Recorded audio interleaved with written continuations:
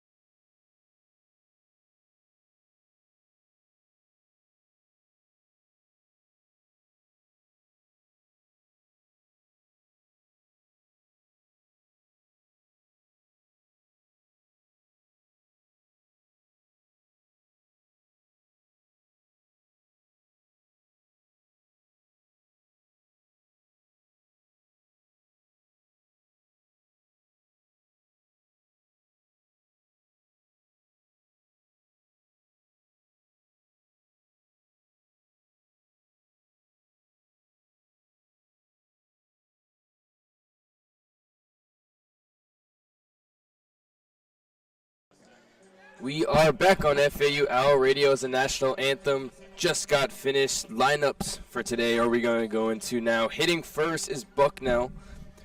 Leading off for the Bisons, number 8, second baseman Billy Kender. Batting second, number 15, the DH Tyler Dunn. Batting third, number 12, first baseman Ryan Ficcinelli. Batting cleanup, number 32, third baseman Michael Traumer. Batting fifth, number 19, catcher Garrison Bullock. Batting sixth, number 10, Chris Maritabito. Some interesting names in these lineups.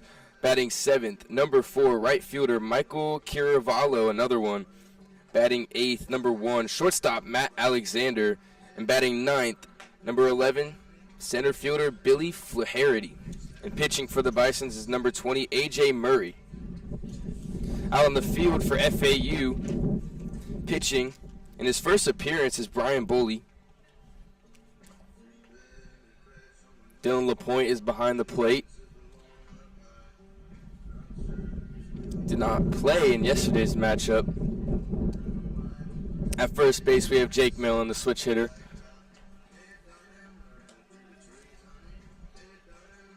Beautiful baseball weather today, about 80 degrees, some wind, pushing the ball out to right field, I can imagine.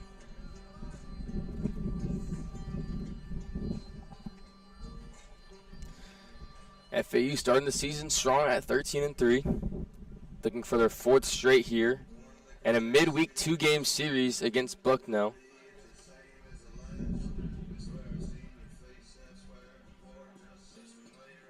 It's going to be a bullpen game, for the Owls.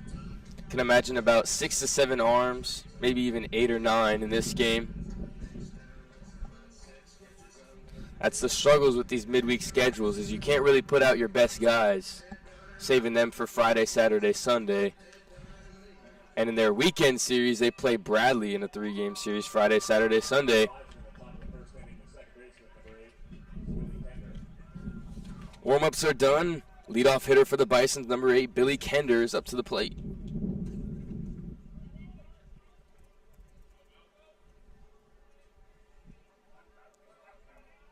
Bully, like I said, in his first appearance, so doesn't have any stats on the season. First pitch on an off speed is swung on over the top and missed for strike 1.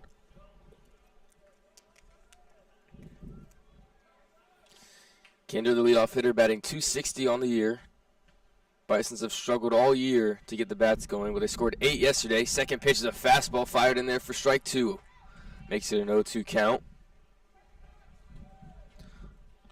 Bucknell did a good job getting runs early. The pitching has been a struggle all season long, though, and that kind of was their demise in yesterday's game. 0-2 breaking ball off the plate for ball 1, 1-2. When a guy is making his first appearance like Bully, it's very hard as a hitter, trying to get a read on a guy to start. But once you go through the order 1 or 2 times, you can get a feel for a pitcher. 1-2 from Bully is a half swing. Dribble in between the pitcher and third. Barehanded, fired to first, not in time. So Billy Kender gets it started. Not the prettiest hit, but it counts as a hit nonetheless. That's going to bring up the DH 2-hole hitter, number 15, Tyler Dunn.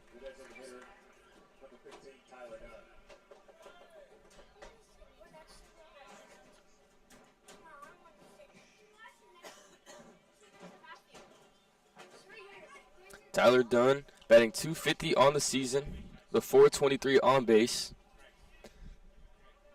Has Kender at first. First pitch from Bully is a fastball inside, caught the inside part of the plate for strike 1.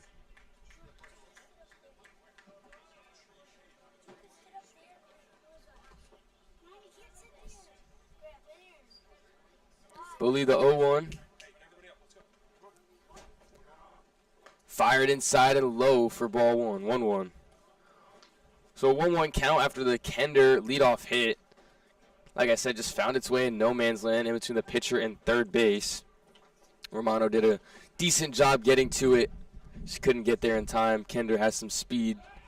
As Bully checks over on Kender, speaking of the devil, he is safe. Still a 1-1 count.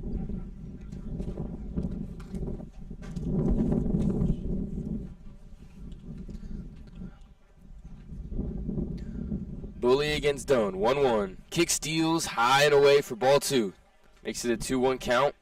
Kender has 1 stolen base on the season on 1 attempt, so he's 100%.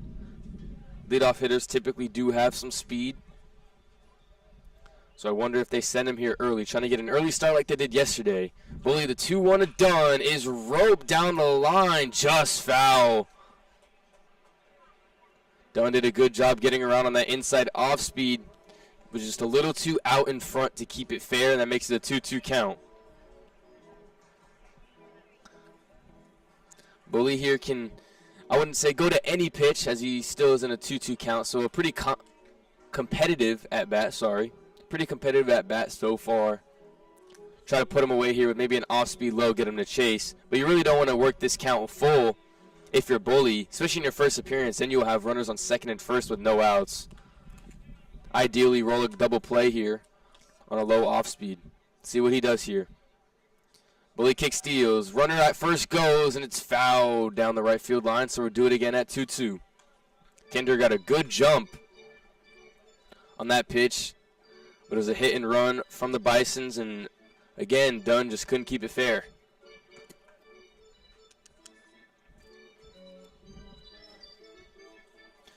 Bully gearing up for the 2-2 again. The senior, Tyler Dunn, looking to get action started here early. The 2-2 is capped to the shortstop. Flipped to second for 1. Over to first is not in time. So a fielder's choice in the scorebook, as Martinez could not get the throw over to first in time. Pat Ward is playing short. We've seen Pat Ward play third base, second base, and now shortstop. With a capper like that to short, it's hard to turn 2 because there's not a lot of velocity on that ball. But a good job nonetheless from Pat Ward and John Martinez to get at least 1 out. And Bully's first out is in the books. His first appearance on the season. And he did get the double play ball, but he couldn't turn 2. Tries to do it again here with 1 out. As the first pitch is a low and outside for ball 1. Still only 1 out. Kender still at first. And the 3-hole hitter, number 12, Ryan Facinelli. It's got to be Italian or something. 1-0 count. Fender at first. Bully kick steals high and inside for ball 2. 4-hole hitter Michael Traumer is on deck. Bisons don't have a single hitter in the lineup today, batting over 290. So no 300 hitters. They've struggled all season long with the bats. The 2-0 from Bully is a fastball in there for strike 1.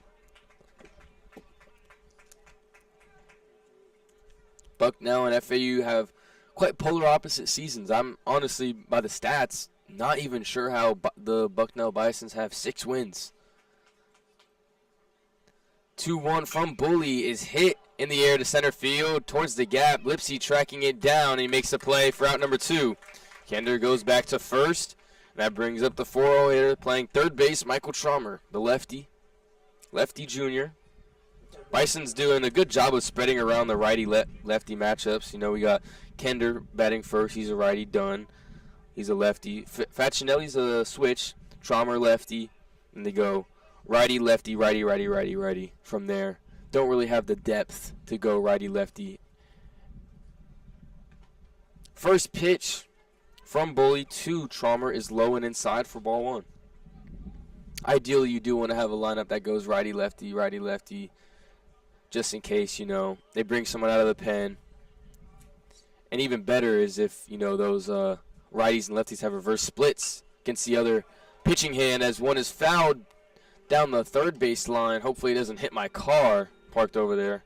I doubt it. I parked under a tree. 1-1 count now. Bully looking to get out of this inning unharmed after the leadoff hit from Billy Kender. It's at a 1-1 count with 2 outs. 1-1 pitch is an off speed that rides him inside for ball 2. Do do do do do. Do do do do do. Pretty slow first inning. Top of the first inning, I should say. Bully getting the pitch. Kick steals. The 2-1 is an off speed, and he gets a swing and a miss for strike 2. Traumer now in a 2-2 count. Like I said, he's batting .260 on the season. with 362 on base. He struck out 16 times, so he's definitely prone to striking out as he's in a 2-2 count here. Bully looking to get his first strikeout of the season. The 2-2 is high and away for ball 3. It's going to be a full count for Traumer now. He's also drawn 7 walks. 7 to 16 strikeout to walk ratio. 16 strikeouts, 7 walks is not what you want to see. It's not ideal if you're a hitter. Looking to draw one here, though. Full count, runner goes, gets a swing and a miss, a sword for Brian Bully. That's going to end the inning. A little bit of a shing to end the inning. Headed into the bottom of the first, the Owls have Lipsy, Dewar, and Millen. 1, 2, 3 due up. On FAU Owl Radio, we will be back for the bottom of the first.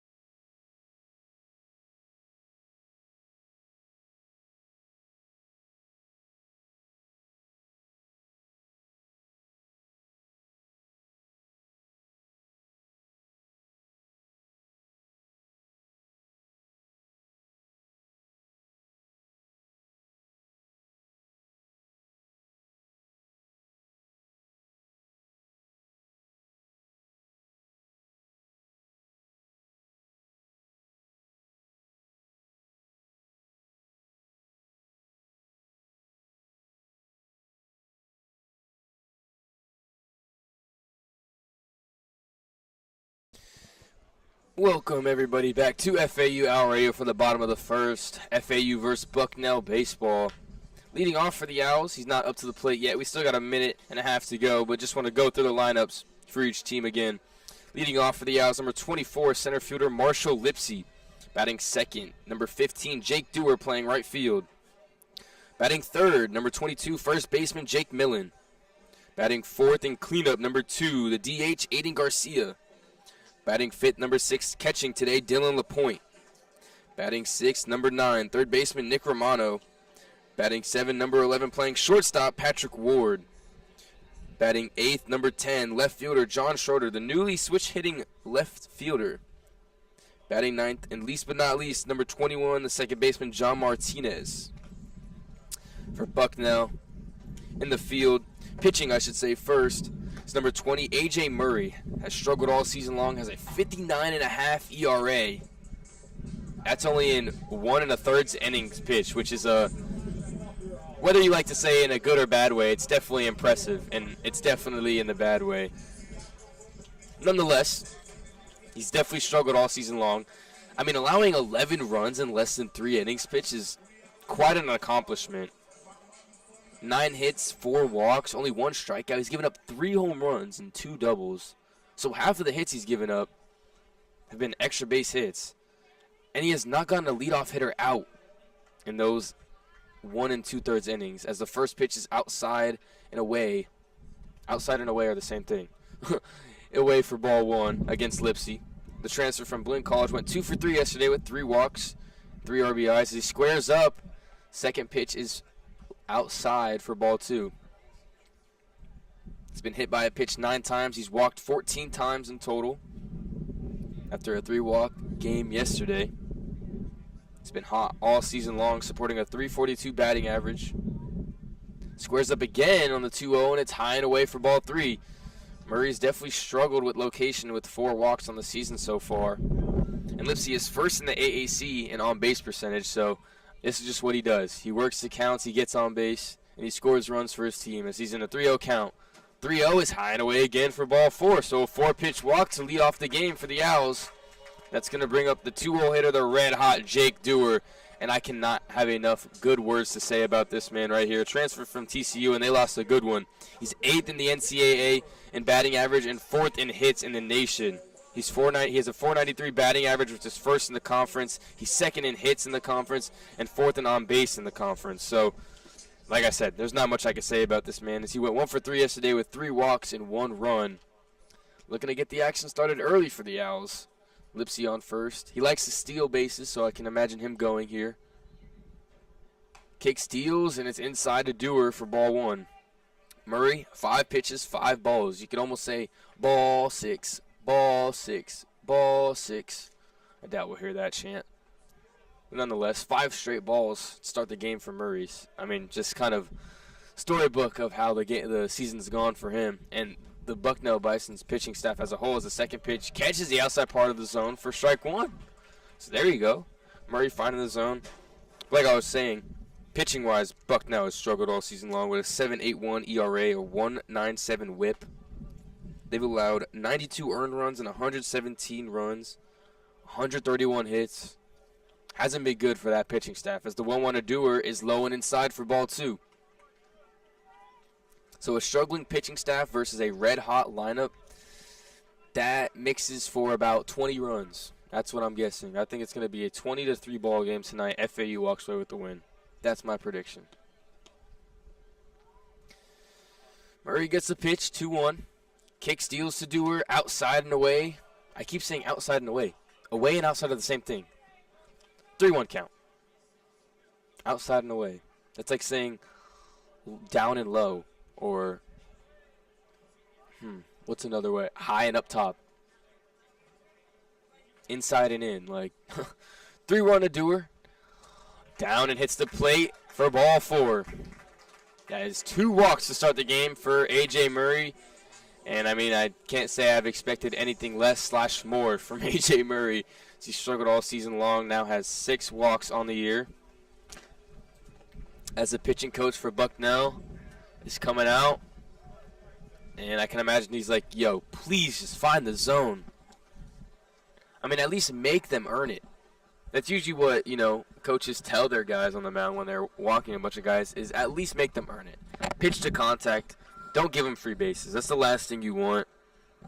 You never want to walk a guy unless he is literally Barry Bonds, Especially early on in the first inning, The game is so new, and you're giving up free base runners. Now, if there were 2 guys to walk in this lineup, it probably would be Lipsy and Dewar, because those are the hottest bats in the lineup. But when you start walking guys that are struggling, like if they start walking John Schroeder, who's batting 157, that's when you really have a problem. Nonetheless, rings with a 3-hole hitter. Number 22, Jake Millen, the switch hitter, went 0 for 5 yesterday with 2 strikeouts, so looking to bounce back in today's game. And in as good of a spot as he's going to get with runners on first and second as the first pitch is fired in there for strike 1. He has 9 extra base hits on the season with 6 doubles and 3 home runs. And I'm predicting a home run right here. 0-1 count. Murray looking down, Lipsy at second, kick steals, and it's hit high past the away dugout for strike 2.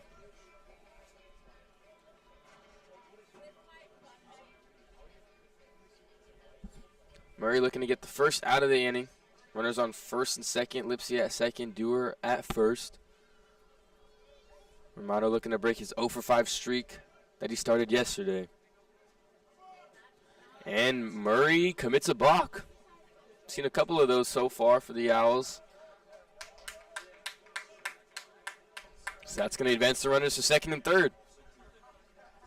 I wonder what the balk was.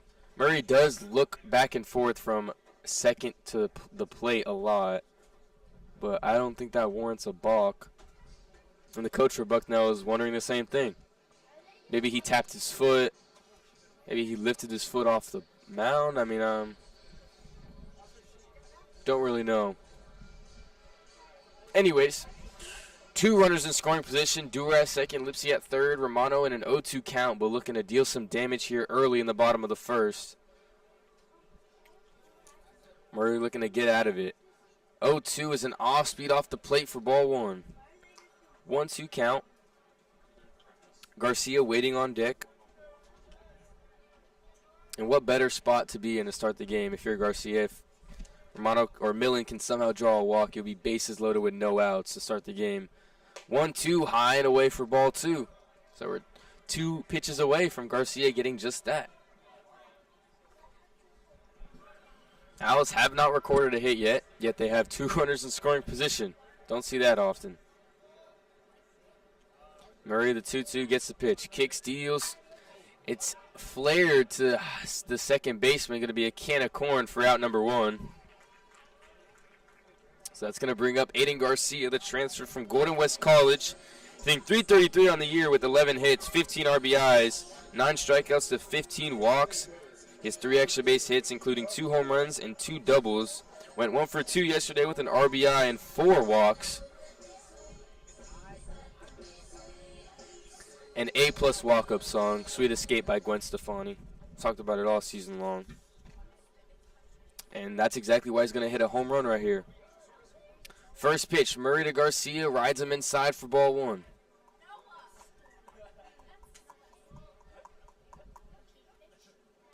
Garcia's probably telling himself, home run or bust, home run or bust. I'm kidding. You never say that as a hitter, unless you're up like 20 runs.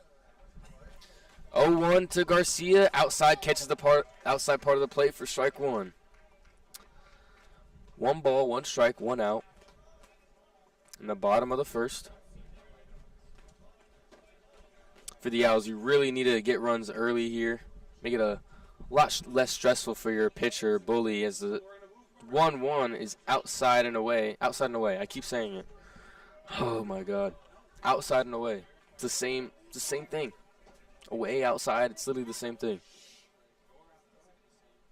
Anyways, that's like the 4th time I've said it. I'm going to start keeping a counter. 2-1 to Garcia, gets a big swing and a miss for strike 2. I think Garcia listened to me and definitely tried to hit a home run there. 2-2, 1 out. Still 0-0 apiece. Murray looking to get out of this inning. Garcia looking to deal some damage. A 2-2 to Garcia, bounces off the plate, and Lipsy does not go, even though the ball definitely got away from the catcher, Bullock. It's going to be a full count for Garcia.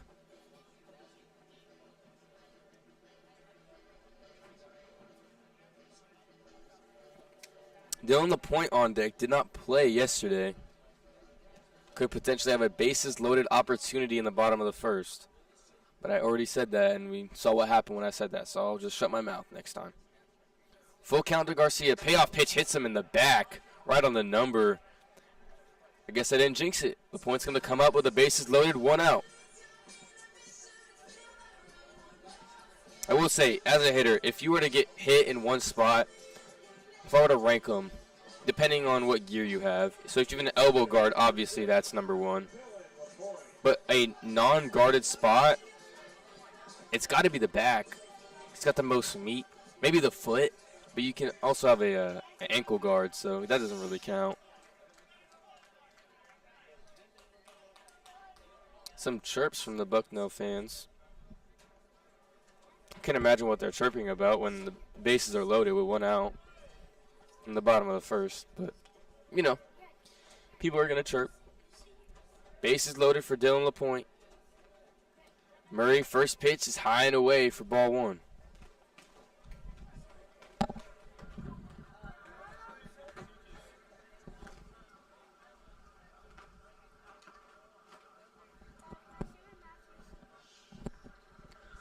(1-0) from Murray to LaPointe. Gets a big swing and a miss for strike 1.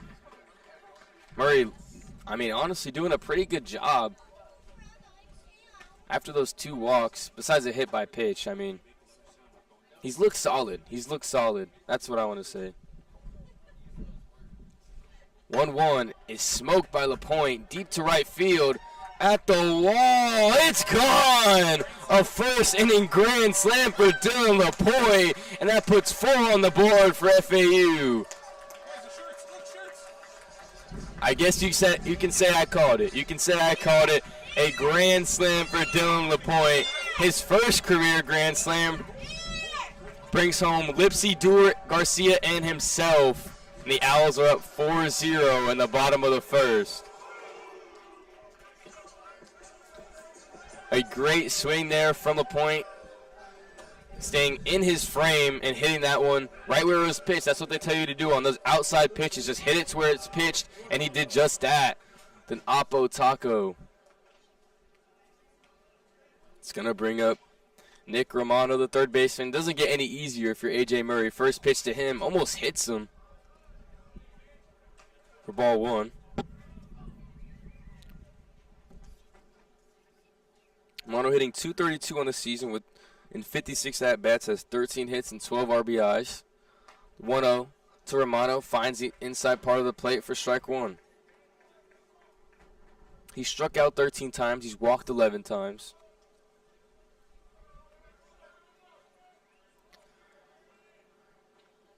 1-1 is smoked by Romano over the first baseman's head for another hit. Nick Romano getting his day started with a one-out single. It's going to bring up Patrick Ward, playing shortstop today. Went 3 for 4 yesterday with 4 RBIs, 3 runs scored, a walk, and a strikeout. And he's been red hot all season long.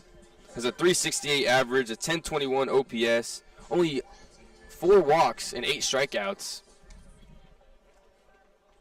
I was looking to keep it going here in the bottom of the first. Mono at first. Murray still out there on the mound. Could see a change soon depending on how this at-bat goes. The first pitch is low and away for ball one.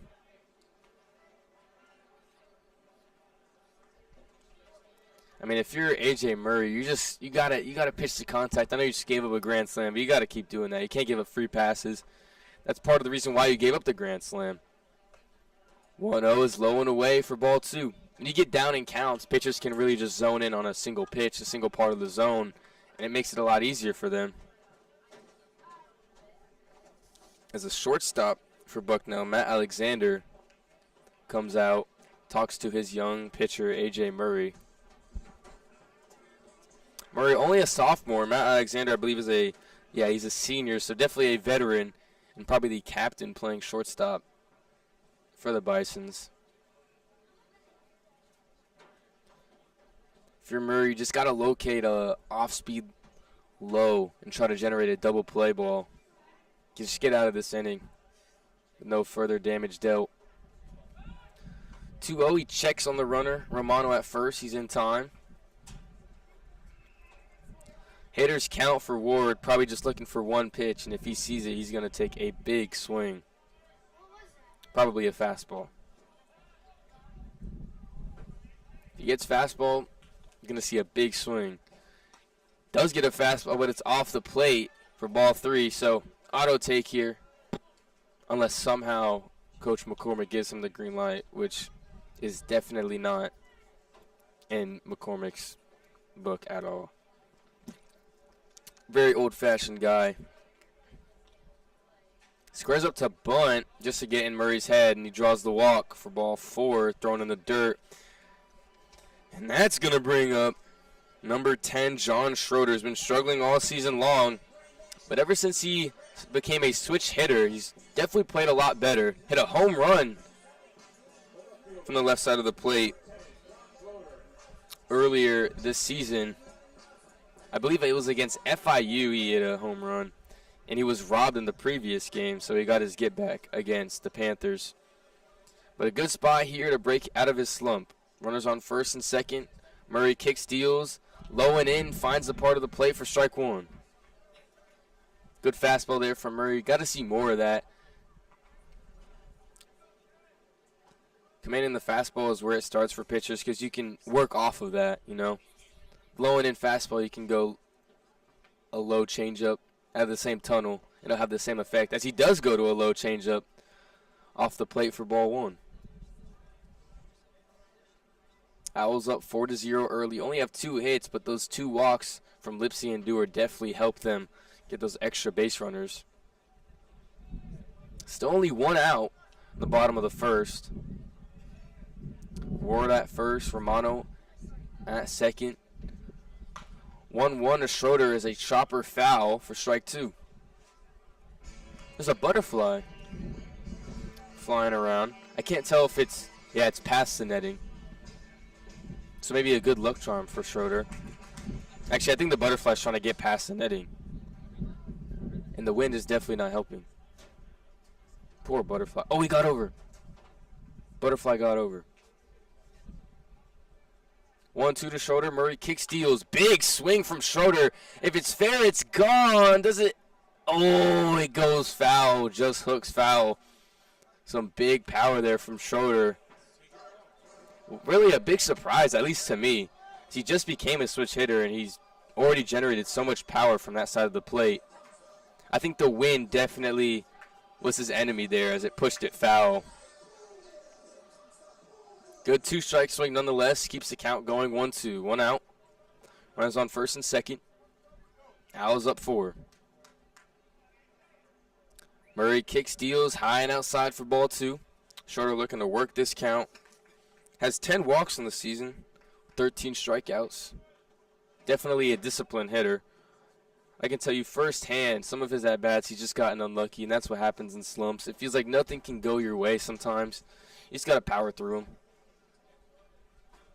And a lot of the times it is a mental thing when you're in a slump. Murray, the 2-2 to Schroeder, gets a chopper to short, double play ball, flip to second for 1, over to first is not in time. Schroeder beats it out, but they get the out at second. It's going to have runners on the corners for the 9-hole hitter, number 21, John Martinez, a transfer from the University of Florida. He got red-shirted. Red-shirted?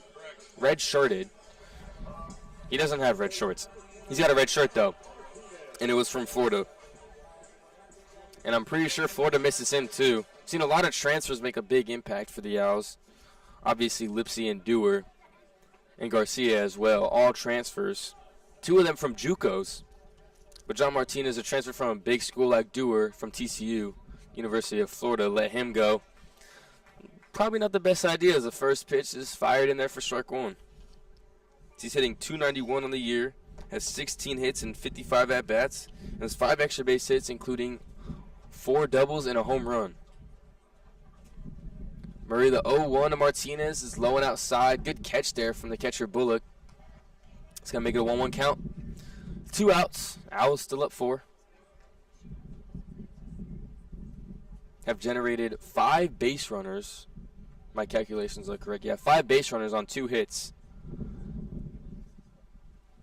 2 hits, 3 walks. 1-1 from Murray is low and away for ball 2. Martinez in a hitter's count. Like I said, I've said this many times. I've said this many times. In a hitter's count, you look for 1 pitch. You have an approach. You have a hitter's count approach. If it's 2-0, 3-1, 2-1, you look for 1 pitch, or you split the zone in half, or you just look for a certain thing. And if it's thrown, you hit it. 2-1 is high and inside, almost hits Martinez for ball 3.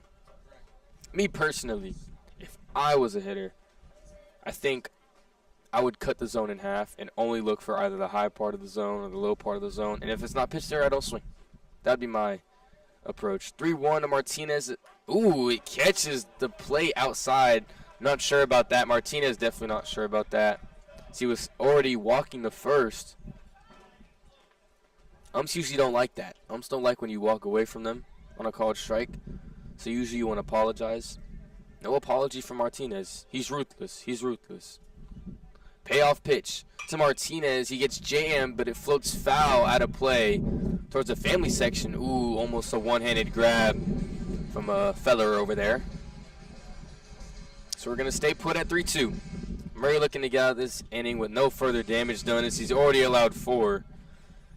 His total earned runs on the season is at 15 now. He's given up 11 hits on 7 walks and now 4 home runs after that Dylan LaPointe grand slam earlier. Full count to Martinez. Is hit sharply into the right center gap, and it gets down for a double. Martinez headed for 2. He's going to go for 3 as Ward and Romano score, and John Martinez has himself a 2-out triple. A 2-out, 2-run triple for John Martinez. That's going to bring off the leadoff hitter, Marshall Lipsy. They brought home Schroeder and Romano. Not Ward and Romano. My apologies. Good piece of 2-out, 2-strike hitting there from John Martinez. Got a high fastball and gave it a ride to right center field. the wind definitely played a factor in that for center fielder. Who's the center fielder? Billy Flaherty for Bucknell. It kind of just rode that wind into the gap. It's going to be a mound visit for the Bisons, and I believe it's going to be a pitching change as well, as Murray has now allowed 6 runs in the bottom of the first. FAU up 6-0. No decision yet. There is someone up and moving in the pen, and he's coming down to take the ball away from Murray himself. Wow, that's interesting. So instead, that's interesting. Instead of the pitcher usually gives the ball to the manager, for a pitching change. He said, nah. Number 36 for Bucknell, whatever his name is. I'm going to figure it out soon. He said, nah, you're going to come down here and you're going to take the ball from your teammate. Instead of, usually the manager takes the ball, pitcher walks back to the dugout, and then the guy from the bullpen runs down and gets the ball from his manager. I guess when you allow 6 runs in 2/3 innings pitch, that you don't really get that respect of giving the ball to your manager. You just got to give it to the next guy yourself. So a nightmare first inning for the Bisons, a dream first inning for FAU, and they're up 6-0 in the bottom of the first. Got a minute left. I'm not going to go to break. I'm not going to go to break. I'm going to stay here and talk to you guys. Lipsy's due up. Let's talk about something not baseball, because we talked about baseball for a minute already. Good things that happened to me today. My class got canceled. That was cool. I was getting ready. I was literally in the bathroom, about to get in the shower. I go on Do Not Disturb. I have it on as a setting, because, I don't know, I find it helps me not get distracted so much. But anyways, I see this email, and it was like 36 minutes ago, and this is at like 10. The class starts at 11, and it says, oh, I'm sick, I can't make it to class, boo-hoo, whatever. But all I care about is we don't have class. So what do I do from there? I had so much homework, because professors, interesting thing about professors, they give you no work over spring break, and then right after break is over, they're like, all right, I'm going to give you about 47 assignments, and you have 12 hours to do them. What? What do you mean? Anyways, I had to do some of those. I watched Flight Reacts. Shout out to Flight Reacts while I was doing that. I ate a Pop-Tart. I actually ate 2 Pop-Tarts because 2 come in the sleeve. And yeah, that's what happened to me today. And then I made myself here. I found myself here. First pitch to Lipsy gets a big swing and a miss for strike 1. I just spawned here after all that. No, I drove over to the station, got some notes done, prepared the live stream. And I got here at around 3. Watch the view. Talk to my good buddy Dylan Murphy. It's the second pitch. Hits Lipsy on the back of his leg. That is his 10th hit by pitch on the season. But yeah, I had a couple words with my good buddy Dylan Murphy. Unfortunately, he has not even gotten a plate appearance so far. I would honestly might have to have a word with Coach John McCormick about that. I mean, Dill's a stud. It just sucks because, FAU is doing so well in his position. He plays catcher. They've got LaPointe, who just hit a grand slam, and they got Garcia, who's been on fire all season. Both of those guys are tremendous. So it's just tough. It's tough for a guy like him. First pitch to Dewars outside for ball 1. But yeah, the Owls have been very good at platooning guys. Patrick Ward didn't even start the season. It was Brandon LaRoe at shortstop. John Martinez usually doesn't start as well. As Lipsy runs, Dewar swings and hits one foul on the hit and run, so it's going to make it a 1-1 count. A good thing about FAU is the depth they have, like I was saying. I mean, true freshman Kyle Boylston is hitting about 450 on the year. They've got a lot of guys that they can just drop in there. John Martinez, like I said, doesn't really start. He starts about half the games, and he's in there today as well. And he finds himself at third right now. So 1-1 is low and inside, gets a big swing and a miss from Dewar. So 1-2 count now. 2 outs. Samuel Janet came in for the Bisons, number 36. He's looking to get out of this inning. Definitely a little bit better of a pitcher than Murray. Better stats, somewhat. 1-2 to Dewar inside. Lipsy goes for second. no throw, as Martinez is at third. And if you throw that over to second, then Martinez can steal home for an easy run. So now Dewar has 2 runners in scoring position.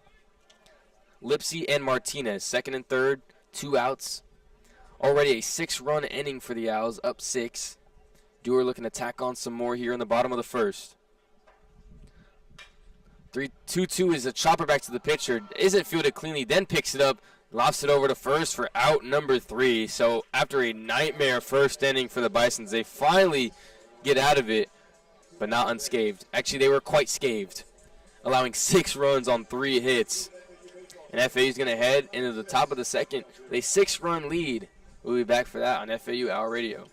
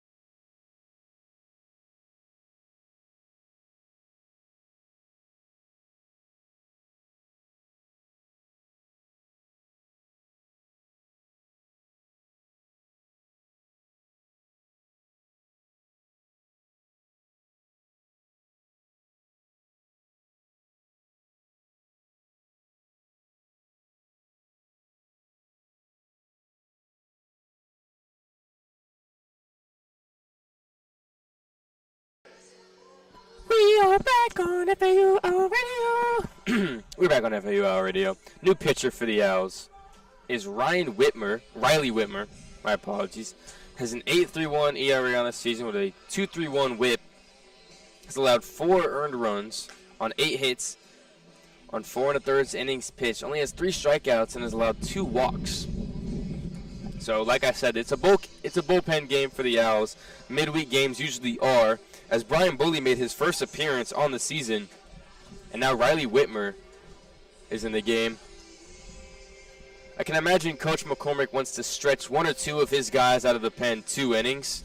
You usually don't want to go 1 inning for each guy, because then you have to waste, or I wouldn't say waste, but you have to use 9 pitchers. But they do get a little bit of a break. They get Thursday off, and then they're back at it against Bradley. Such a nice day. I wish I went to the beach today. So nice. The UV was 10 earlier. I mean, I'm trying to get chocolate this summer. Last summer I was like a caramel latte. I'm trying to be like a freaking dark chocolate latte this summer. But realistically, I'll probably be in the same category. I'll probably be a cream latte, maybe a pumpkin spice. Who knows? Who knows? No sunscreen summer. That's what I say. No sunscreen summer. NSS. No sunscreen summer. You get burnt. You get burnt really bad once. Then after that, just get some aloe vera. Get burnt really bad once. Put some aloe vera on it. You'll be over it in about 3 days. And then you're back out there. No sunscreen. And then you get tan. You get tanner than, I don't know. What's a good reference? Whitmer fires the first pitch in there for strike 1. You get tanner than caramel drops. You get tanner than SpongeBob in that one episode. Yeah, you just get tan. That's the method. Hopefully that doesn't get patched anytime soon. Whitmer, second pitch. It's a ball for a 1-1 count. Hopefully that method doesn't get patched, because I've been exploiting that method for about 2 years now. It's worked wonderfully. Whitmer, the 1-1. Gets a big swing and a miss from the 5-hole hitter and the catcher, Garrison Bullock. He's batting 143 on the year. Yikes, with 8 strikeouts. Yikes again. Bison's down 6-0. Trying to at least chip into the lead somewhat. Whitmer to 1-2 count. Fires to Bullock, another swing and a miss for strike 3. Throw it around Garcia, or throw it around LaPointe, because he's catching. Strikeout number 1 for Riley Whitmer on the day. His 4th on the year.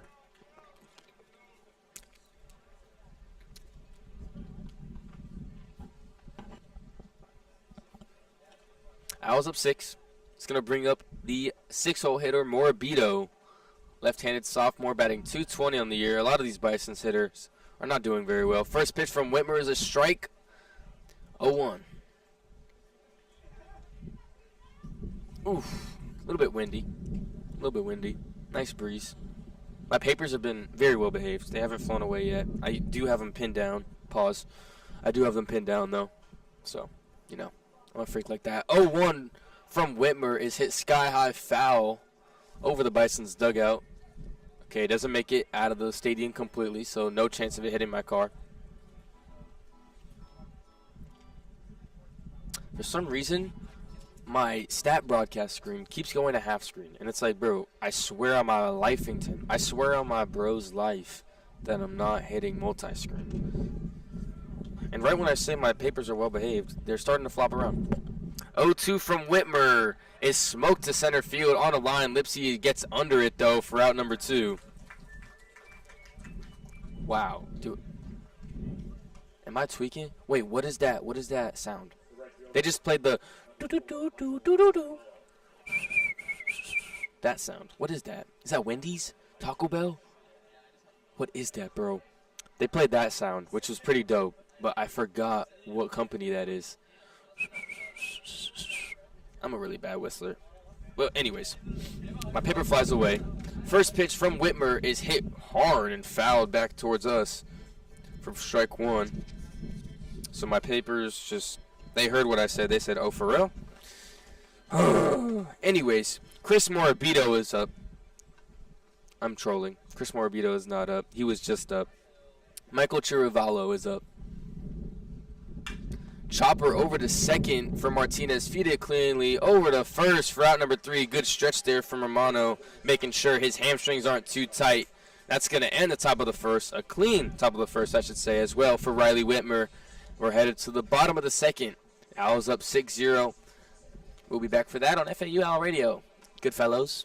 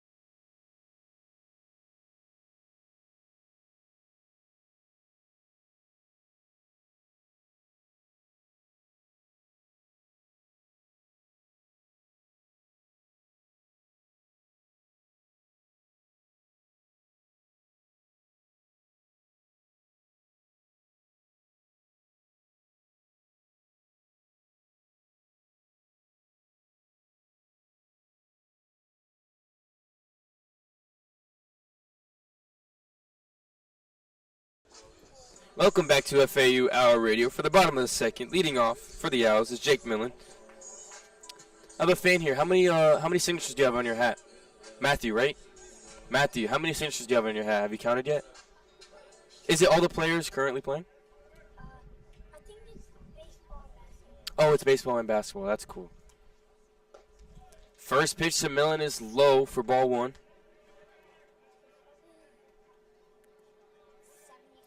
75? I don't think 75 can fit on there. 75 is a lot. I think, based off the eye test, there's at least 20. Second pitch to Millen is outside for ball 2.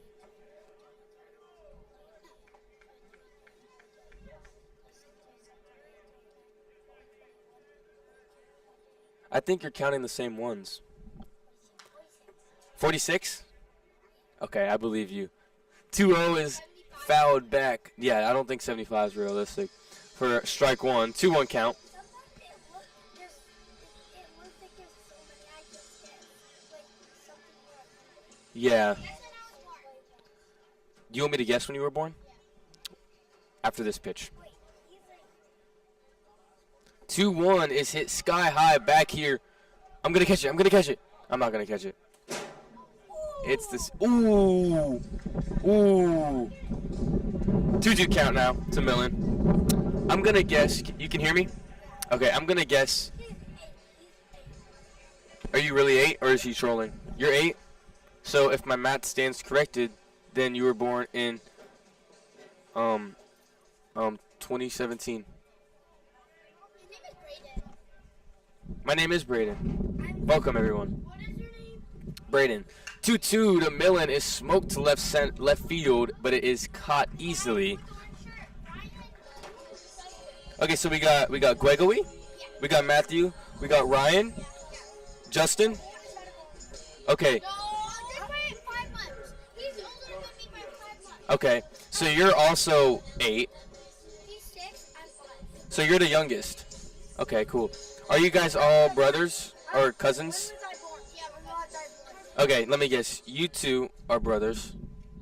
Okay, and you two are brothers. Okay, yeah. Why do you have headphones and something on your Because I'm talking to TV. Very important. where? First pitch to Garcia is taken low for ball 1. Why can't no one hear you? Was hit by a pitch in his first at bat. Second pitch is fired in there for strike 1. Why can't no one hear you? What do you mean? Like, no, because it's on YouTube. Yeah, it's on YouTube. Go into the Yeah, no. That would be pretty annoying if I was talking the entire time, huh? On the speakers. I don't think people would like me very much if I was doing that the entire game. 1-1 to Garcia is flared to the first and second baseman. Second baseman calls off and makes a play for out number 2. What did you guys think about that grand slam?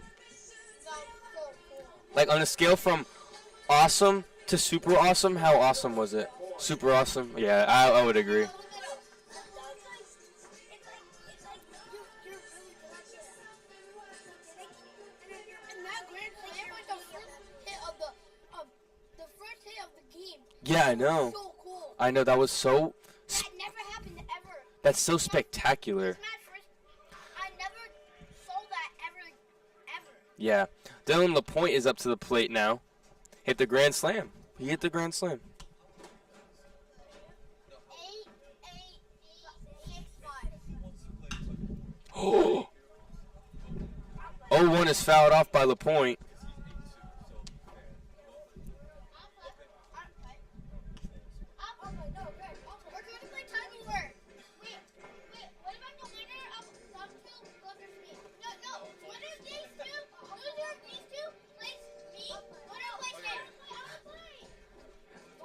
Rock, paper, scissors. Rock, paper, scissors. Dylan LaPointe's still at the plate. 0-2. Oh, my gosh. Oh, Gregory comes away with it. 0-2 to LaPointe gets a swing and a miss to the first strikeout from Janik. Ends the inning. A clean bottom of the second for Samuel Janik. No harm, no foul for the Bisons. Still trail 6 by 6. They still trail by 6. Headed into the top of the third. Unfortunately, wait, who got taken away from us? Gregory? Gregory got taken away. Okay. Gregory. Gregory. No, no. Gregory. Gregory. It's Gregory, right? Gregory. Gregory. What's so funny? It's Gregory, right? Anyways, we'll be back, and we'll just yeah. It's all Gregory's in my ear. Say what? Gregory was taken to play tug of war. And we'll be back on FAU Radio while we discuss how to say Gregory.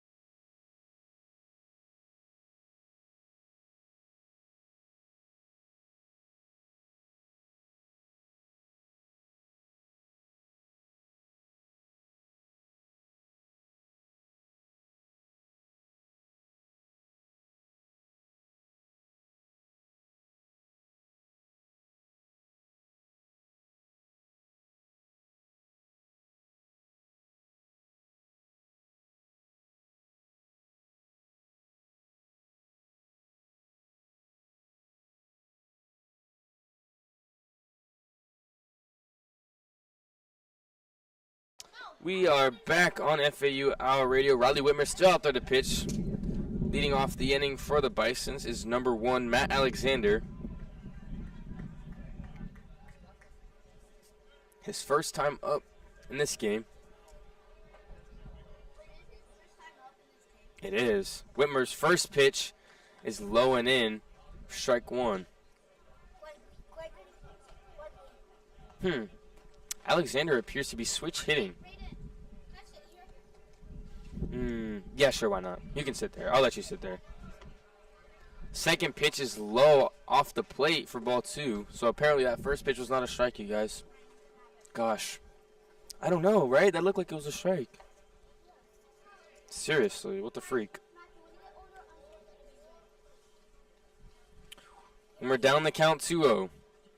Kick steals to Alexander inside, almost hits him for ball 3. So when he was playing the game, they literally hit so high to he had a game and somebody was hitting. This is him, and he had he threw it right here. He's right here. He had it bent down, and it was literally a strike. Really? Such a bad call. Yeah. That was up. So 3-0 to Alexander is a strike, so 3-1. Yeah, when I played... 6-0. Yeah, 6-0. It says it over there. It doesn't say it up here, unfortunately. I don't have the time to do the score on here. I'm too lazy. Who's hitting? Alexander, Matt Alexander. 3-1 Alexander, strike 2, full count. Matt. Wait, is it this heat? Yeah, that's... Everyone's gonna see your finger. That... No, they can't see his finger. Don't worry. They can only see this. See what? Full count to Alexander. Whitmer fires one high and away for ball 4. You don't think he should be in there? He doesn't think he should be in there. When there is a walk, every player had to touch the ball when you and banana, if they hit it over the fence and somebody catches it, it's out. Oh yeah, I almost caught a banana ball. It was like right here in my Oh, dang. 9-hole hitter Flaherty's up now. I've never been to a banana ball game. I once got walked, and then someone, so in my pitch game, I once got walked, and then someone hit me, so someone got a hit, and that from the, First pitch to Flaherty, outside and low for ball 1. and then it was a wild pitch, and then I stole home, and I got saved. That's goated. That's goated. Do you guys play video games? Yeah. No, yeah, sometimes. I play Brawl Stars, he plays Brawl Stars. I play not real. No, he has a PS5, Nintendo. No, I Okay. play sometimes on their PS5. Whitmer the 1-0. Fastball in there for strike 1. 1-1. What time is it? It is almost 5. It's 4:56. Wait, one time I was at school, and I Uh-huh. left at 5 something. What? And I just had school. Was it a late day? I left at 3 something. No, you do good in the beginning, and then you do bad at the end. It's like technically, when you, if you do good in the beginning, then you... Uh-huh. How do you know when they're running out, and how do you know if they're, like, the base is right here? How do the pitcher know if he's off the base? They don't. They rely on the umpire to tell him whether he is or not. 1-1 is down the line and fair. Past the outstretched glove of Romano. Alexander heading for 3 in there safely. And Flaherty has himself a double. Yeah, I need the outs. You don't think it's fair? I think it's clearly like it went right on the base. That was a fair. I think that one was fair. I think that one was fair.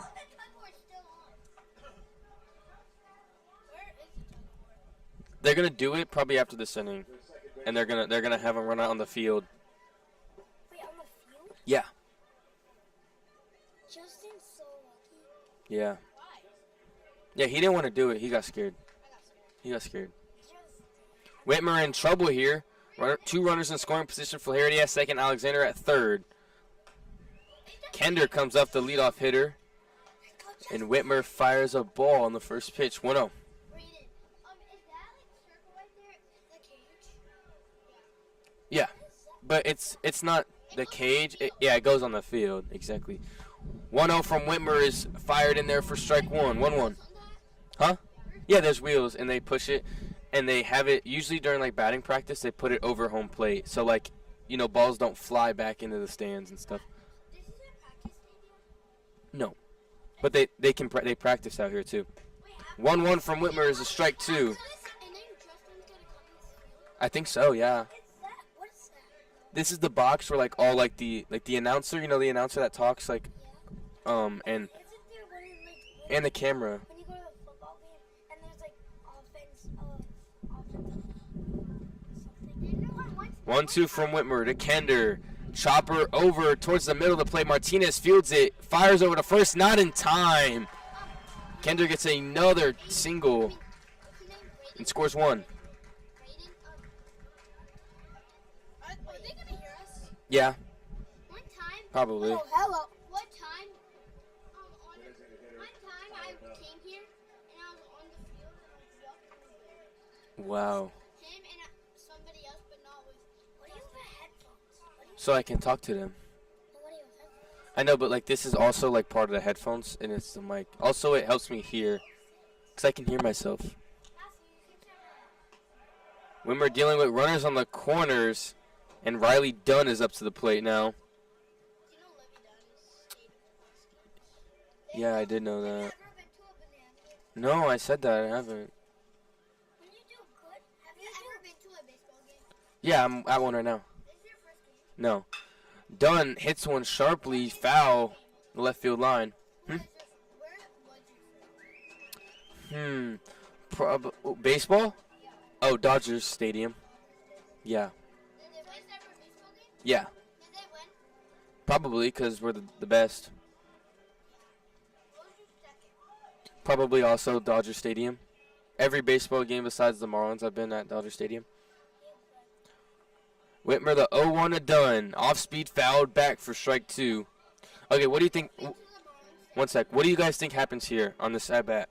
I think it's gonna be a strikeout. Strikeout? I think it's gonna be 3 balls. Strikeout, I think it's strikeout. gonna get Strikeout or shortstop. grand roll double? I think it's gonna be I think it's gonna be double play. But 3 balls, but also strike. Okay, I got you. It's gonna be Oppo. Oppo? It's going to go over there. Okay. Whitmer, the 0-2 to Dunn. High and away for ball 1. I think it's gonna go in between the left field and center gap. You think that? Oh, you're predicting a double? Okay. I think you have a double. Is a ball I'm thinking and short. strike together can that happen? I'm a little bit confused at your question. What ball and strike can that happen at the same time? Tell me. No, you can't have a ball and a strike at the same time. It might be on the box. Imagine there's 3 balls and 3 balls and 2 strikes, and they get 1 ball and 1 strike. Can you do that? No, that can never happen. Because once it That's a ball. goes to 4 balls or 3 strikes, the at bat's over. Whitmer, the 1-2 to Dunn is hit sky high to right field. Dewar's going to make the play. Runner's heading to the plate. Dewar fires. Runner stops at third at Flaherty. Doesn't want to try Dewar's arm. So none of you guys predicted that. So you guys were all wrong. Okay. So Okay, let me guess. He's gonna get. Ryan Bassinelli now up. Bassinelli. Runners on the corners. 1 out. You're Ryan. You're Gregory. And you're William. Or Matt. His name is No, call me rhinoceros. Call me rhinoceros. Rhinoceros? Why would I call you a rhinoceros? Wait, I think it's gonna get Call me Matt Rhinoceros. No, I'm not calling you that. Double? You guys are you? No, just single. Whitmer, first pitch to Fasinelli's in there for strike 1. Strikeout? You're changing your prediction? Oh wait, no. No. I think it's gonna be double play to short. Double play to short? I like that one. I like that one, Matt. I like that one. No, he's 0-1 to Fasinelli is an off-speed that drops in there for strike 2. either Oppo to the outfield or Okay. That's yours. Look, this is mine. It's a strikeout. He has such bad eyes. Such bad eyes? Why do you say that? How do you know he has bad eyes? because it was right down the middle of his picture. But like that pitch went from here to here. So yeah, it's a curveball, exactly. 0-2 to Fasinelli, off-speed off the plate for ball 1. What's the count?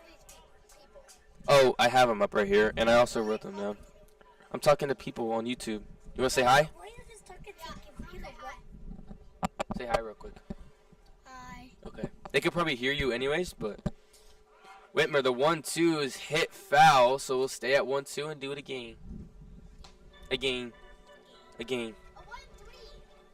No runners on 2. Oh, first and third. I said first and second. First and third. Runners on the corners for Fasinelli. No. That's trash. I don't want trash. Whitmer trying to get out this inning with limited damage done. 1 sec. 1-2 fouled back. We'll stay at 1-2.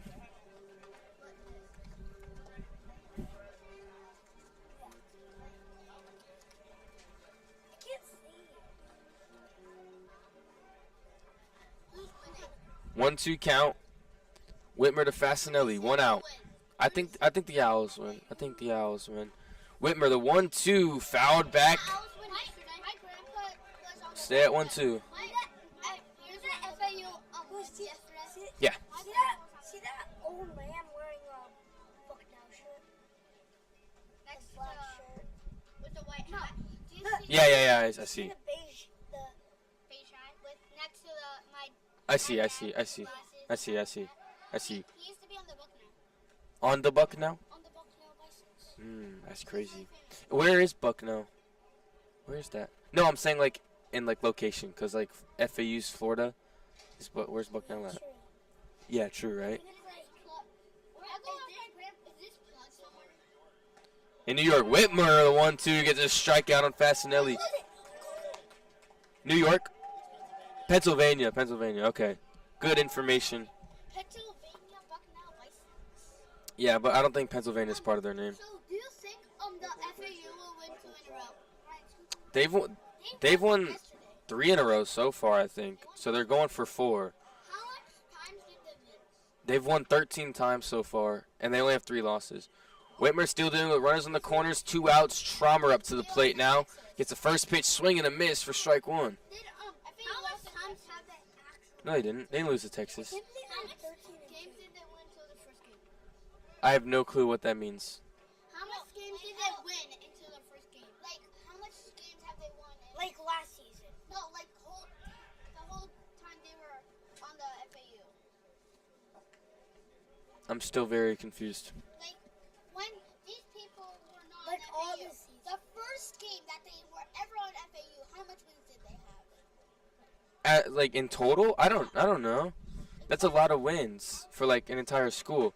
Gets a big swing and a miss from Traumer for strike 2. You're calling strikeout? I think that's a little unfair because he's already at 2 strikes. You got to call it before.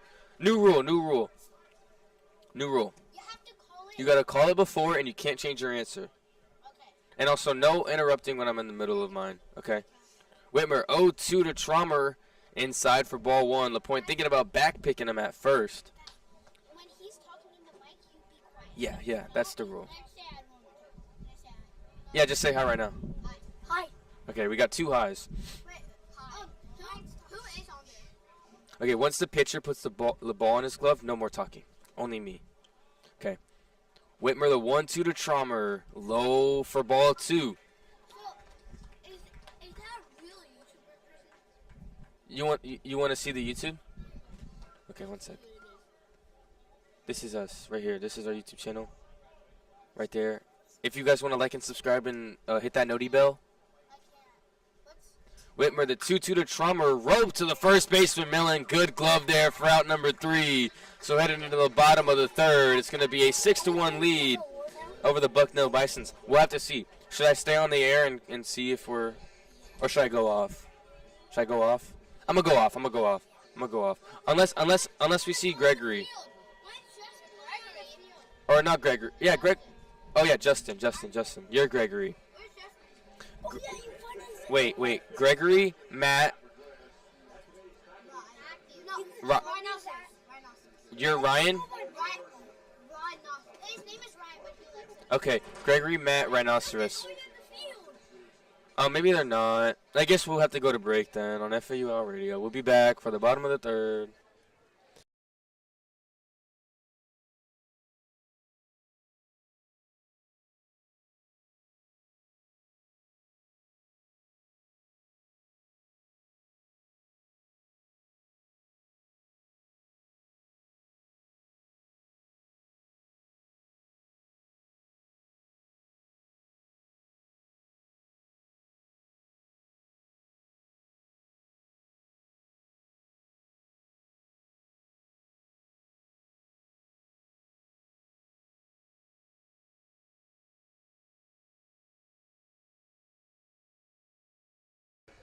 We are back on FAU Hour Radio. Unfortunately, my friends Justin, Gregory, Matt, and Ryan are going to check in on our other friend Justin. As Gregory's running up the steps. Gregory just asked me a question. I'm not sure what he said. So, Gregory, I'm going to ask you to say it again. What'd you say? Yeah, I'm talking now. Leading off the bottom of the third baseman Nick Raimono.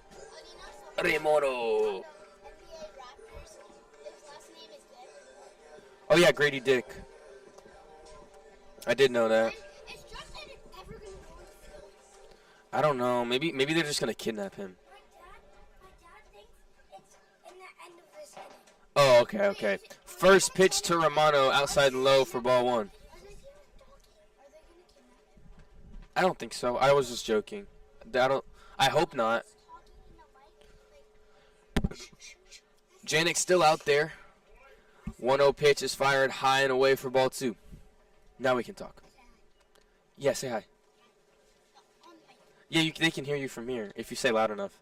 Hi. Okay, they heard you for sure. Janik, the 2-0 to Romano. Kick steals. Outside on the outside part of the play. Gets the call for strike two. Hi, folks. Or strike one. I am the YouTuber. I am the YouTuber. I am the YouTuber. What's your YouTube name again? FAU Hour Radio. That's me. 2-1 to Romano. High for ball three. That's it right there. Are you talking to yourself? Yeah, pretty much. I don't think anyone's watching. I don't want to because that takes too long. There's probably no one watching. That's why I'm letting you guys talk so much because I don't think anyone's watching. 3-1 to Romano, and he draws a walk on a high fastball. That's going to bring up Patrick Ward, the 7-0 hitter. Hit a single and came around to score in the first. No, he's a second hitter in this inning, but he bats seventh in the lineup. Oh, the ninth batter hit a grand slam.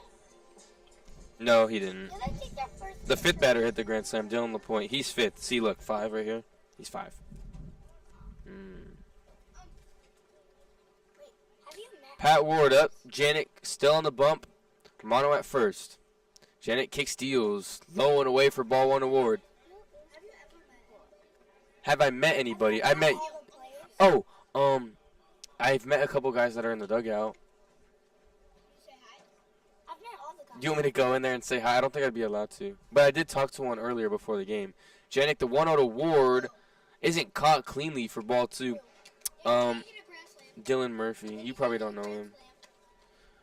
They say hit it. No, this guy didn't hit the grand slam. LaPointe hit the grand slam. This is Ward. Who? Who what? I just told you every who. Hit the grand slam. Dylan LaPointe. He's catching. Janik, the 2-0 to Ward, gets a big swing and a miss. Rope down the third baseline outside of his glove for a single. Ward now chugging for 2. Romano at 3. And Patrick Ward has himself a double. Traumer could not get his glove to it in time. Are we hitting? I haven't. No, like, We're hitting. Hasn't been near you. Oh, Who hit a grand you. slam? We hit a Like, grand hasn't ever hit that. Okay, one question at a time. Have we ever hit a grand slam? We hit one earlier this game. LaPointe. Has it ever? No, it's gone over, but it hasn't. Also, there has been one that would have hit me in the face if the netting wasn't there. So I guess that counts for something. If the netting wasn't there, it would have hit me. But, like, I had no reaction. I was just sitting there like this because I'm stone cold because I have aura. Because I have so much aura.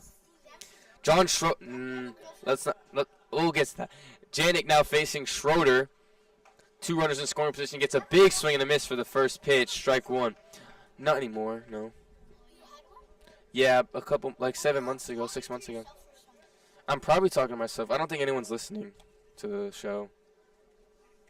Runners on second and third. Ward and Romano. Schroeder, big swing, hits it sky high foul. That would have been a home run if it was fair. That was just like, most people were just watching regular TV. Yeah, exactly. See that, like, if it was fair, what's your name? Brayden. If it was fair, it wouldn't hit over that way. Like, how? You think? I think that's like 800 feet. I don't think it would go that far. I don't think anyone's hit a ball that far. Schroeder down 0-2 in the count. Fires from Janik, and it's fouled over the left field line. Over the tree. That hit my dad's car.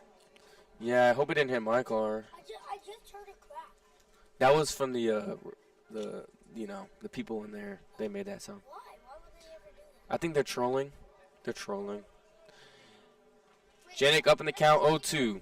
Runners in scoring position. Fires to Schroeder, high and away for ball 1. Are you talking to people in there? No, I said I'm talking to myself. You are? Well, it's live, but I don't think anyone's listening.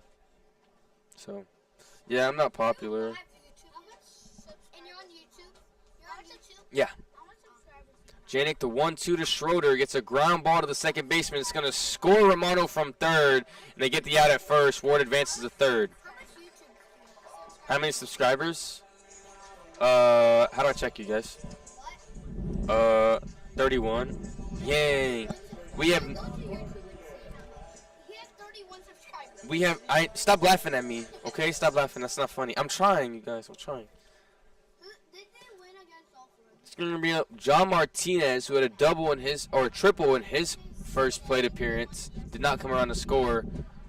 Now up with Pat Ward at third. The first pitch is a ball outside. I'm 18. I'm 18. I'm 18. I actually don't have my wallet on me, but I am 18, I promise. Did they win against all these teams? They probably did win against most of them, yeah. Janik fires to Martinez, hit it sharply and deep to left center field. Tracking is the left fielder, and he makes a sliding grab, but that's going to score Ward from third. And another run is on the board, now up 8-1. The Owls lead by 7 in the bottom of the third. Do you drink alcohol? No, of course not. Where's the world is Justin? Justin, I think he got kidnapped. Wait, actually? Are you actually thinking of No, he didn't get kidnapped, you guys. Marshall Lipsey's up. What do you think Lipsey does here? No one on base. He's one of the best hitters on the team. He bats .342. He's first in the conference and on base. No, this guy didn't. A single. He's going to hit a home run here. Janik fires to Lipsey. It's hit sharply to right field, and it gets down for a single. Okay. Good call by Gregory. 2 outs. That's going to bring up Jake Dewar after the Marshall Lipsey 2-out single. Why aren't they stealing? You think he's going to steal here? They might steal here. They never steal. They don't steal a lot. I think it's because their coach is old. He's old. He doesn't like to steal. I might need the Bucknell team. Janik still on the mound. Has given up 2 runs on 2 hits, 1 walk, and 1 strikeout. Now faces one of the best hitters in the country, Jake Dewar, as he checks on Lipsey at first. He's one of the best hitters in the country, yeah. Yeah. He's 8th in the country in batting average and 4th in hits in the entire country. What's the average? I'll tell you in a second. First pitch to Dewar is in the dirt. Lipsey steals for second, and he's in time at second. He comes off the plate, but the bag, but he's still called safe. So I told you we're gonna see a stolen base here, Gregory. So Jake Dewar, you said his average is .493. That means he gets a hit 40. I play basketball. Okay. He's gonna get a double or a single. Okay, double or single with Lipsey on second, 2 outs, and a 1-0 count. Jake Dewar. I think he gets a home run. Home run. Janik checks on Lipsey. Kick steals to Dewar. High and away for ball 2. When it's over the second baseman, and It's definitely it's an RBI see something. that RBI something, okay. See that A on the right, not Atlantic, but the A? Yeah. I think if it touches the A, then it's probably on or triple. Jake Dewar looks at a ball or a strike for the 2-1 count. If it goes down the line and the left fielder and the right fielder doesn't get a good angle, it's probably gonna be a triple. Well, Wait, I'm not joking, but I actually think Ryan has a girlfriend. oh, really? 2-1 to Dewar is smoked in the left center gap. Tracking it down is the left fielder. Who's the left fielder, you guys? Why can't I find him? At the end of the Who's the left fielder?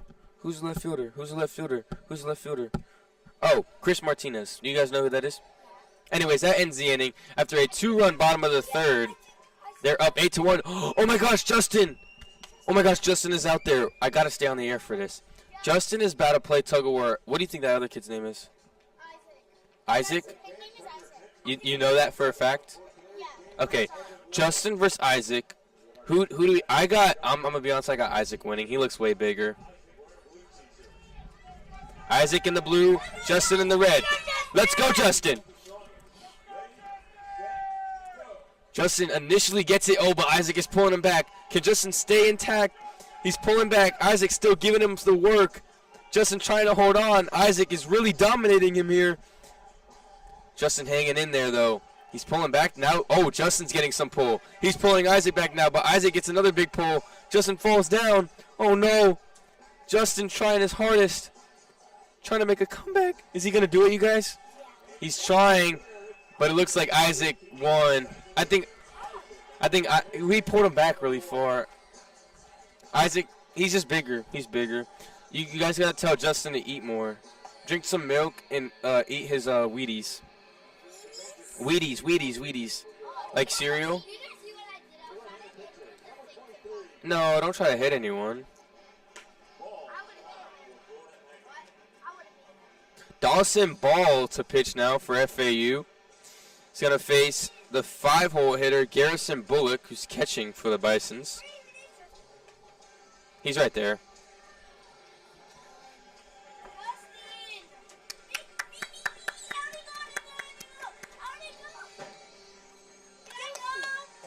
I think they're done with that. Good try, Justin. You almost had him. Yeah, that's it.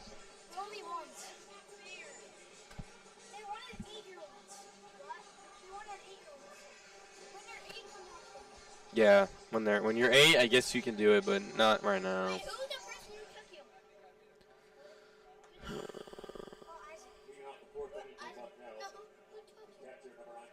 Garrison Bullock leading off for the Bisons. Dawson Ball in his first inning in this game. Only has 2/3 innings pitched so far on the year with 2 walks and a strikeout.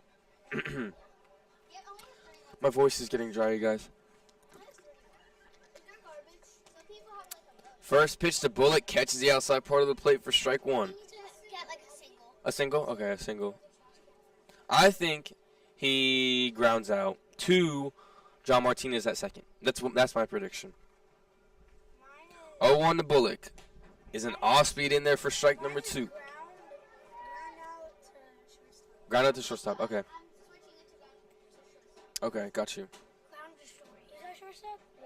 Patrick Ward, yeah. He's our shortstop. 0-2 to Bullock. Ball fires outside for ball 1. He actually plays third, short, and second. Oh, you? We played travel. He crushed me. He didn't crush me. He won against me. Oh, you guys played against. Well, I beat him so bad. Well, your team beat him. You know, baseball's a team sport. Ball to 0-2 gets a check swing. Swing is called by the first plate umpire for a strikeout for Dawson Ball. How does he tag him when he's out? Okay, so on a drop third strike, when it hits like the ground and the guy swings, you have to tag him. Or throw to first, yeah. That's going to bring up more Morbido. Dawson Ball against Morbido. Who wins the matchup, Morbido or Ball? Off speed in there for strike 1. Wait, is Ball the FAU? Yeah. Ball, okay. Y'all know Ball. Ball kick steals. The 0-1 is smoked into right field, and it's going to fall for a single. So it looks like Morbido won. I can't believe the guy who's up still has a mask. It's going to bring up Chiravallo. That's who's up at the plate now for the Bisons. No, they use metal. I finally know their signs. Okay, you know the signs? Okay, got you. First pitch from Ball. Kick steals. Off speed. Called strike. Interesting call there from the home plate umpire. Looked a little bit off the plate. Gets the call nonetheless. 0-1. 1 out. Dawson Ball looking for an inning-ending double play with Morbido at first. Fastball outside for ball 1. Oh, they might be looking for you guys again. Oh, he's walking up here. Oh, he's looking at you guys. Oh, you got a shirt. Okay. Yeah. 1-1 count. Ball fires a strike in there on Chiravallo for strike 2. Does it fit you? Oh, it doesn't? Maybe you can cut it in half and wear it as a crop top. Ball on a 1-2 count. Chivaralo trying to fight. 1-2 is fouled back. So he's going to stay at 1-2 and do it again. He loves owls, totally. He totally loves the owls. So your travel team, when did you guys play? Oh, it's been a while. Yeah, travel season hasn't started yet. You guys are starting in a couple weeks, huh, though?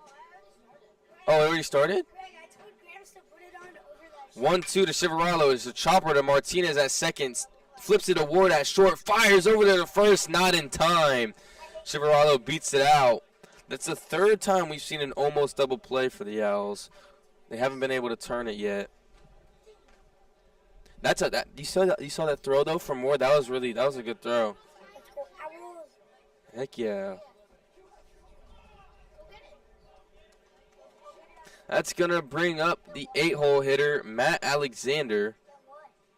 Walked and scored in his last at bat in the top of the third.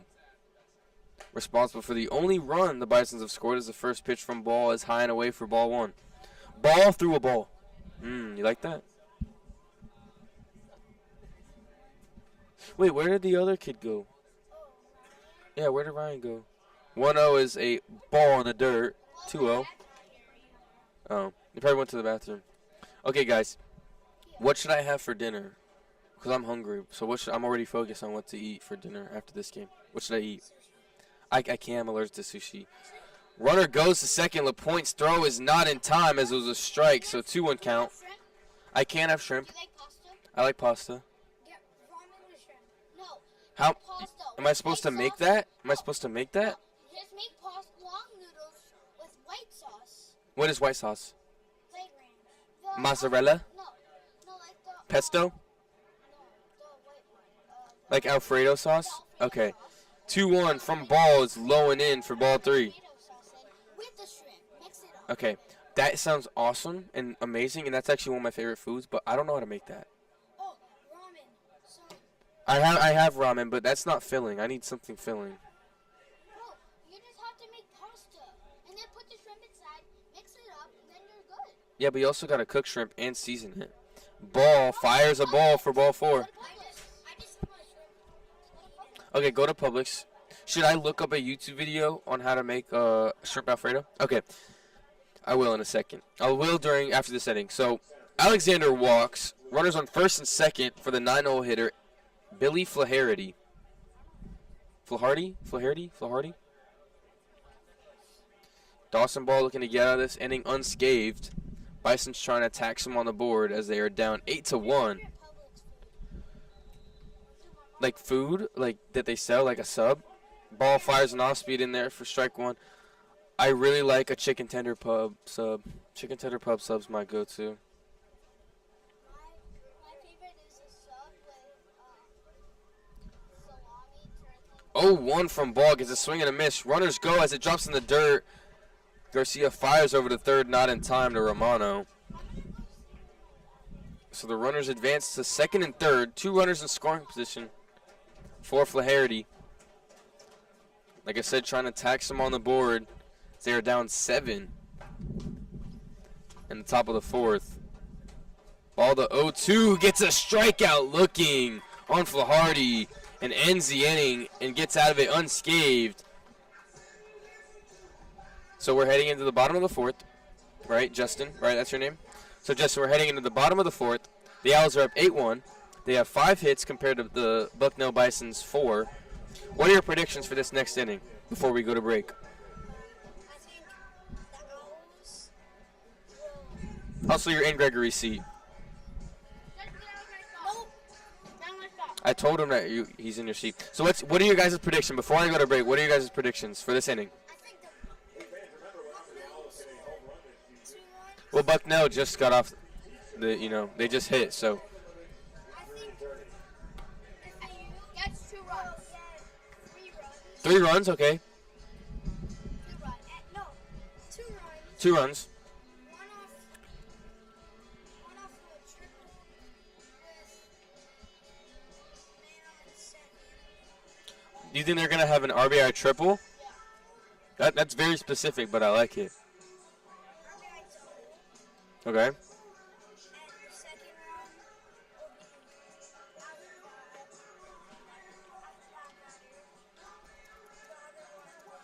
be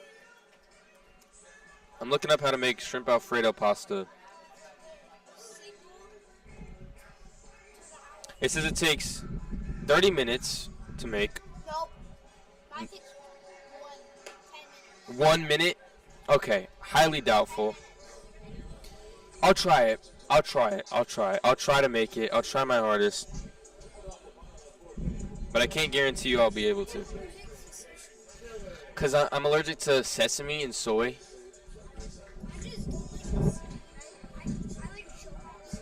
Okay, that makes sense. Jake Millen, the 3-hole hitters, leading off the bottom of the 4th for the Owls. They're up 8-1. Sam Janik still on the mound for the Bisons. First pitch swinging from Millen is fouled back for strike 1. Whoa. A 1 count for Janik. Trying to get a leadoff out here. 0-1 and Millen is absolutely smoked into the left center gap. It's cut off by the center fielder. And Millen has himself a leadoff single in the bottom of the 4th. That was a good hit, huh, Justin? So what position you play? You play second and short? Right center. You mean right field?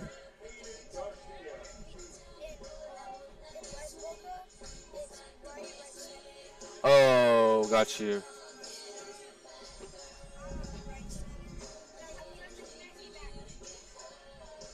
Aiden Garcia is up now with Millen at first. Hey, don't call him ugly. First pitch to Garcia is high and away for ball 1. He plays second. I play second, you play pitcher. I play pitcher with So have you guys ever played on the same team? Why not? in basketball. Nope. Remember 1-0 to Garcia. Jenna gets the pitch. Kick steals to Garcia, fired outside for ball 2. Oh, okay. Your team is really good. They went to the best team. Wow, that's crazy. They lose one game. Janik down 2-0. Garcia in a hitter's count here. 1-2. It's a fastball high for ball 3. 1-2. I'm 9-4. Okay. In trouble, I am so good. I don't think I lost a game today. Jeez. I hate when people say, I was so good when it's a team sport. Your team was so good. Because you're not the entire team, were you? As the 3-0 pitch is in there for strike 1. My coach was really good because my coach was an MLB player. Oh, really? What's his name? Justin Reed. Oh, haven't heard of him. No. Garcia, hitters count 3-1. Janik trying to draw a double play here as he fires one low in the dirt for ball 4. So another walk for Garcia. Dylan LaPointe is up. Skin, no one else can heal it for you. Only you can let it in. Yes, he hit the grand slam. Yeah. Point, like Gregory said, hit a grand slam in his first at-bat in the bottom of the 1st. Yep. Could we see a home run cycle? Because if he gets a 3-run home run, a grand slam, a 2-run home run, and a solo home run, he has a home run cycle. Whereas on first and second, first pitch to the point is in there for strike 1. Wait, let me tell you. Huh. You want to try one? All right, try calling this pitch. It's Janik. Janik's pitching, LaPointe's hitting. Okay, Try. Let's hit double in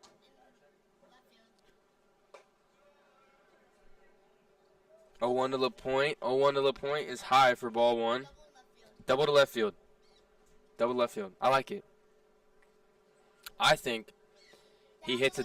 I was just about to say I think he hits a double down the left field line. 1-1 to LaPointe is hit straight back towards us, too high to make contact with us. It's gonna make it a 1-2 count.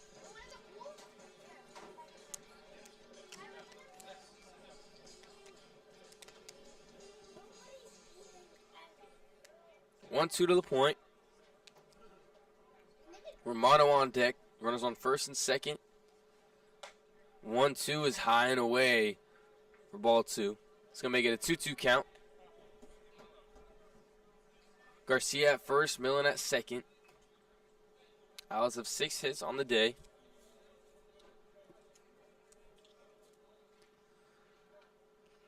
Two is hit back up the middle. Gets through for a hit. Coming to the plate is Romano, and he's in there to score. Makes it a 9-1 ball game off of the RBI single from Dylan LaPointe. That's going to bring up, who's that going to bring up, you guys? That's going to bring up Nick Romano. I said that already. It's going to bring up Nick Romano. Runners on first and second. Owls holding on to an 8-run lead, 9-1 over the Bisons. That was the Owls' 7th hit of the day. Now the coach for the Bisons is coming out, have a word with Samuel Janik, and it looks like that is going to end his day.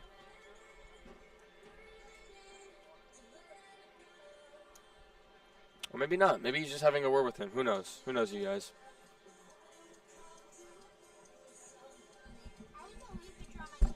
Really? Oh, so you were just that good? Makes sense. So you're just having a word with Samuel. Samuel, he's going to stay in the game. Really?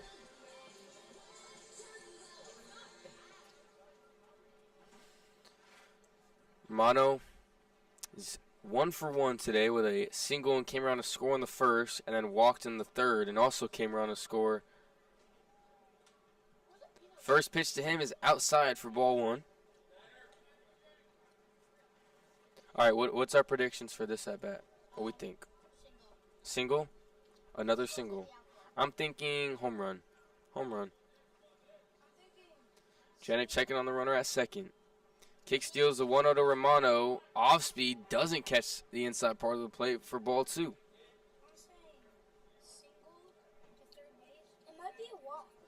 Okay. A walk. I like the walk. I think a walk's definitely in play. Single to the outfield. 2-0, big swing. Fouls it straight back. Romano looking to go yard there. Makes it a 2-1 count. If you're Romano, what do you try to do here? What do you try to do? 2-1? Okay, I think that's like the main objective when you're hitting. I would say you look fastball here. Janik's obviously trying to get a strike, so he's going to look for a fastball. You got an off speed as he fouls it down the first baseline. Makes it a 2-2 count.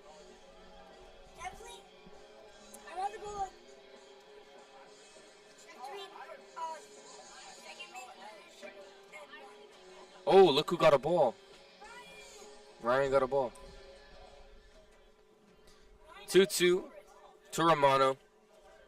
Runners on first and second. Trying to deal some more damage. Janik fires an off-speed in there and gets him looking for out number 1 in the bottom of the 4th. Romano goes down looking, and it's going to bring up the 7-hole hitter, Patrick Ward. I love you, I love you, I love you, I love you. Good walk-up song for Patrick Ward. 1 out, runners on first and second. LaPointe at first, Garcia at second. Nice. Janik first pitch to Ward, almost hits him in the face. Ward ducks out the way. Ward's also 1 for 1. Walked in the first, got stranded at first. And then the third hit a double and came around to score. Second pitch, 1-0, is fired in the dirt for ball 2. 2-0 count, 1 out. I think Ward hits a home run. Ward hits a home run.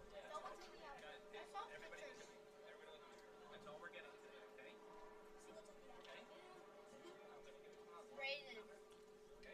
2-0 from Janik to Ward, outside and low for ball 3. Ball 3.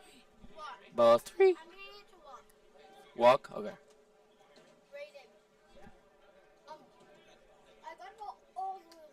Nice.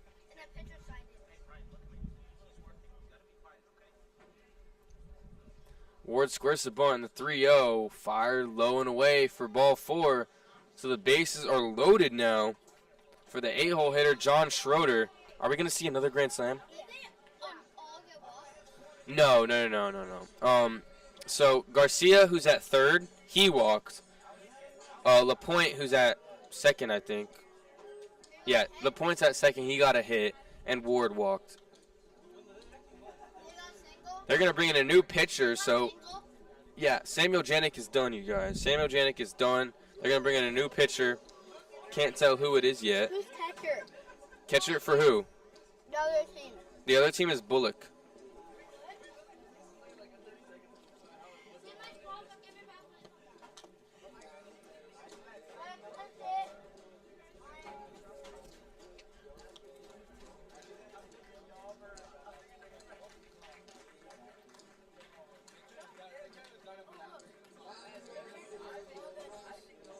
Huh? No, they checked his glove, yeah, so he didn't have any sticky stuff. Who's pitching? No, he's just getting taken out of the game. Bryce Mitchell is now pitching. Bryce? Bryce Mitchell. Where's Bryce? He'll pop up in a second. Where does his change? It'll pop up in a second. It'll pop up right here, actually. Oh, look at that, Bryce Mitchell. He has an 18 ERA. Wait, what's his name? Bryce Mitchell. Mitchell? Yeah. So what grade are you guys in? Second, first, Okay. I have second two brothers. kindergarten? One's in kindergarten. Why did One's you in say 5th grade. second versus kindergarten? Does kindergarten plus first grade equals second grade or still first grade? What's your guys' favorite song? This is your favorite song? Does kindergarten plus first grade equals second grade? Mm-hmm. I'm grading. Does kindergarten plus first grade? Does kindergarten plus first grade equals second grade? Got you. Yes. Got you. Yes, it does. Wait, kindergarten plus first grade equals second? No. Maybe. I don't know, actually. It's a good question. How? I think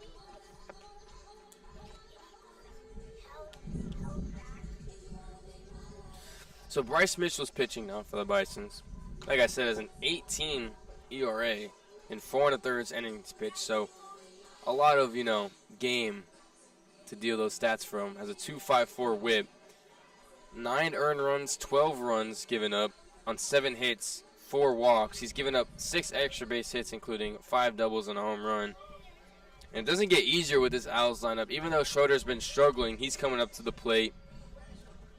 He's going to be hitting lefty, newly switch hitter. The bases loaded and 1 out in the bottom of the 4th.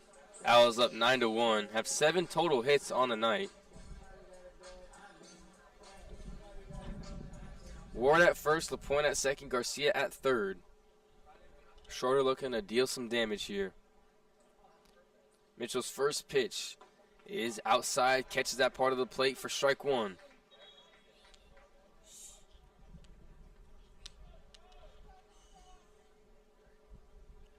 Mitchell looking to get out of this jam that he's been put in by his teammate Janik. 0-1 to Schroeder is an off-speed away for ball 1.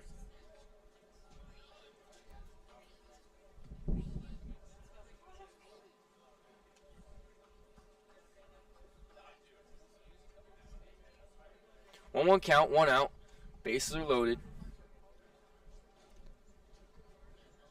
Mitchell gets the pitch. Kick steals a Schroeder.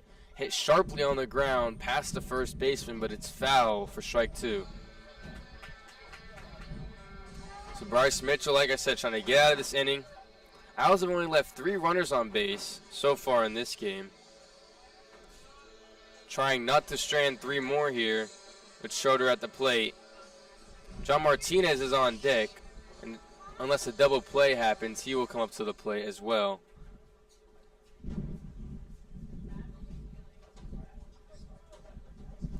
Mitchell, the 1-2 to Schroeder. Kicks, deals. Schroeder takes a ball low. Close call there. Makes it a 2-2 count.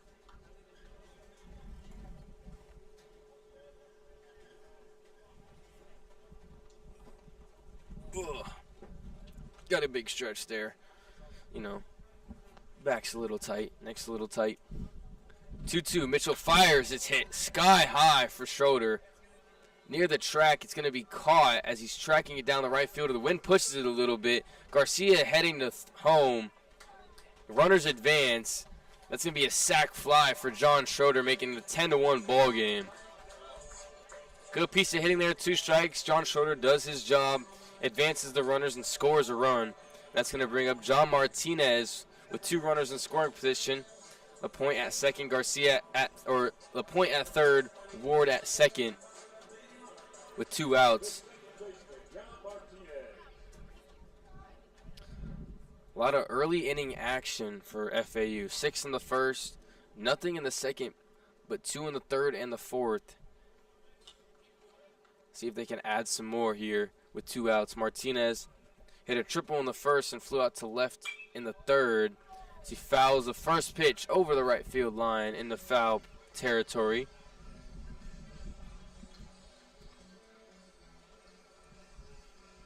Oh, 1 count now to Martinez after the foul ball. Owls have only struck out twice tonight. They're hitting .438 in 16 at-bats and are hitting .333 with runners in scoring position.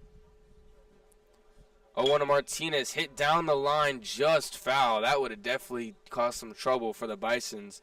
Fortunately for them, it goes foul, making it an 0-2 count. Bryce Mitchell looking to get out of this inning and stop the bleeding.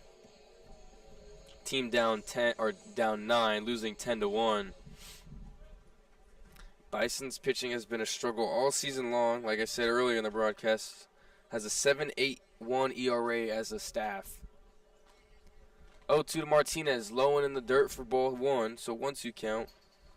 They've given up 92 earned runs, 117 total runs, and 44 extra base hits.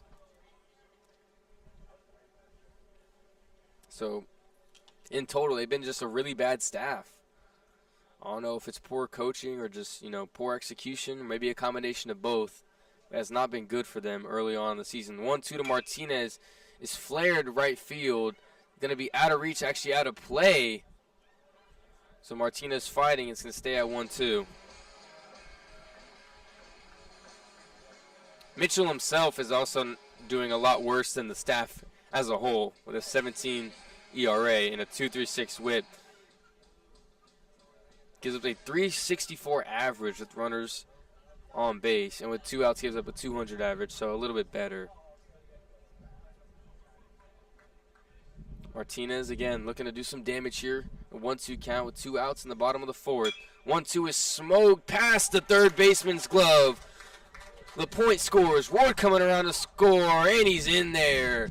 A 2-run single for John Martinez with 2 outs, adds 2 on the board for the Owls, making it a 12-1 ball game in the bottom of the fourth. And that's going to bring up the dangerous leadoff hitter, Marshall Lipsy. Had an amazing game yesterday, won FAU Owl Radio Player of the Game, going 2 for 3 with 3 walks, 3 runs scored, and 3 RBIs. In today's game, he's 1 for 1.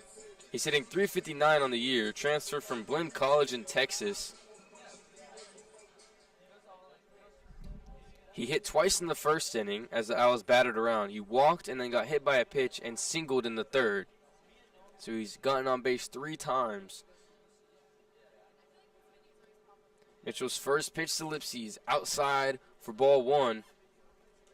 Mitchell, despite giving up, 3 runs, none of them are earned, so none of them go to his stats. If Martinez or Lipsy come around to score, those would go on to his stats, but right now he's supporting a 0 ERA in this game. 1-0 from Mitchell is in there for strike 1 on Lipsy. 1-1, 2 outs. And if you're Bryce Mitchell, you're just trying to pop a med kit, trying to stop the bleeding, pop a slurp juice or something. A couple pitches away from doing so. The 1-1 to Lipsy. Kicks, deals. Big swing from Marshall. As he fouls it back, makes it a 1-2 count. So a 1-2 count with 2 outs. Mitchell now 1 pitch away from getting out of this inning.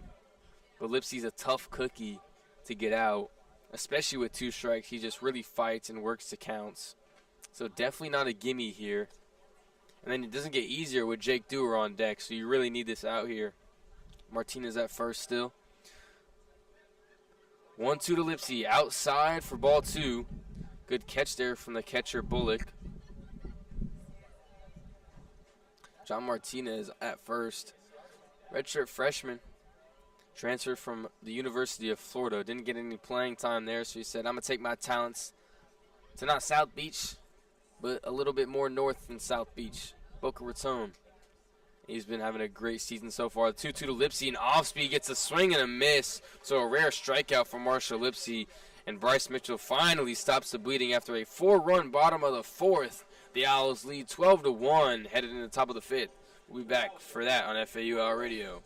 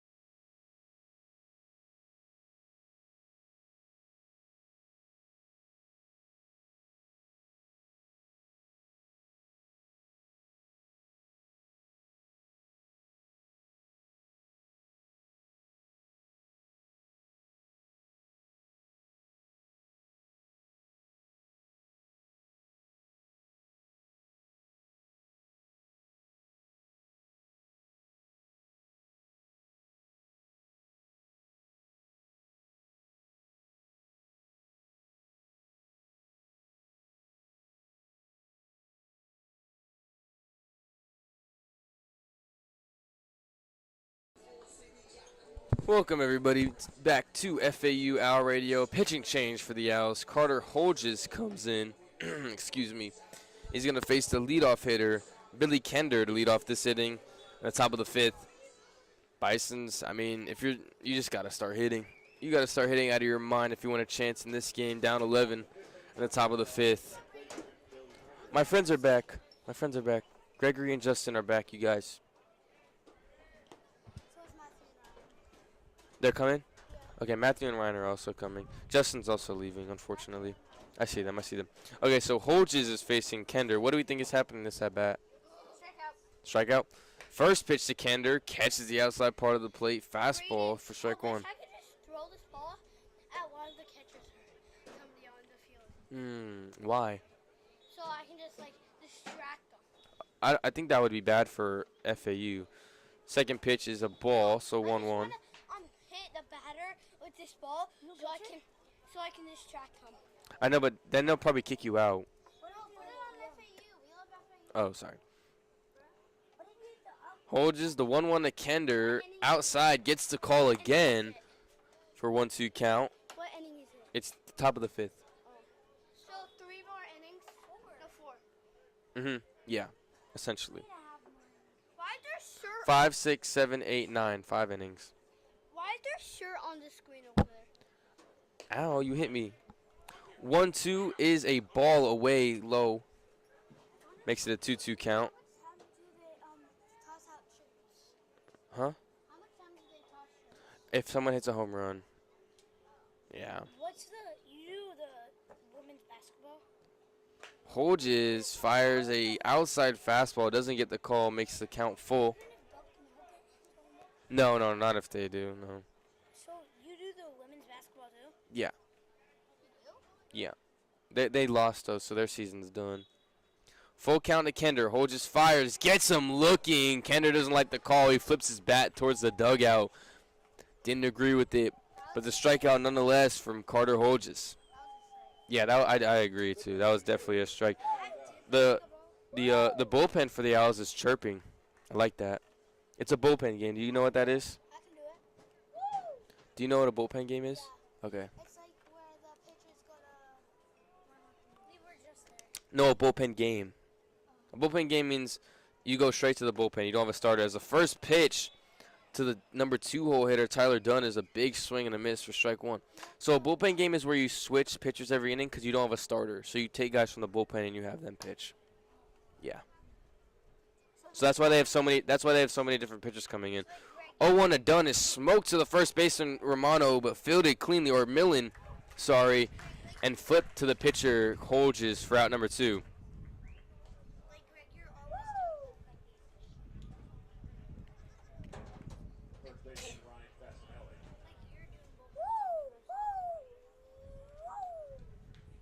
Do you like my trip? Yeah, it's very good. So is that So that's gonna bring up the 3 hole hitter Fasinelli. Well, if they get it out, just Holges trying to go 1-2-3 here against the top of the order for the Bisons. First pitch, high and inside for ball 1. what's the 3? 3 hole means they're batting third. I usually hit in like the 8 hole, 9 hole, 10. Oh, really? Cause I bunt. Oh. Oh. And also, if I get a hit, the top of the lineup, which is really good. 1-0 is smoked to the second baseman. Martinez sliding, fielded cleanly, fires over to Millen at first for out number 3. Good glove work there from Martinez to end the inning. Because they can just bring me in. Yeah. We'll be back for the bottom of the 5th on FAU Hour Radio. Oh, look.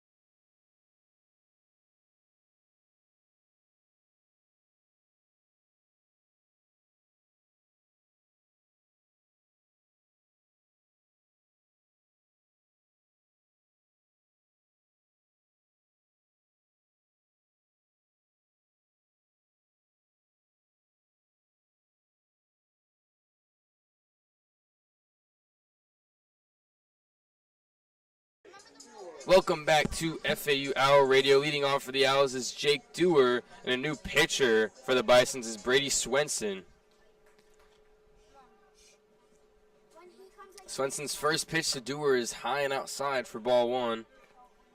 Swenson has a 27 ERA on the season, through 1 1/3 innings pitched. He's given up 3 hits, 4 earned runs, and 4 walks. Has not struck out a batter yet. Looking for his first strikeout here. 1-0 to Dewar is low, taken for a ball 2. You like my style? Yeah, I love your style, but I like his style more. I like Matt's style more. You like my style now? No, I still like Matt's more. How about mine? You like mine now? 2-0 to Dewar is smoked into center field. Another hit for Jake Dewar. I say another, but that's actually his first hit of the game. I like it. I like it. Brayden. What is the blue thing over there on the fence called? Why is it there? The big blue thing in the center? That's a batter's eye. And I'm glad you asked, because if the sun glares, the batters can't see the pitcher throw it. So that's why it's there. That's going to bring up the 3-0 hitter, Jake Millen. 1 for 3 tonight. It's over there. I mean, they don't really need it because the sun always goes, but you never know. First pitch to Millen is an outside fastball called for strike 1. 0-1 count.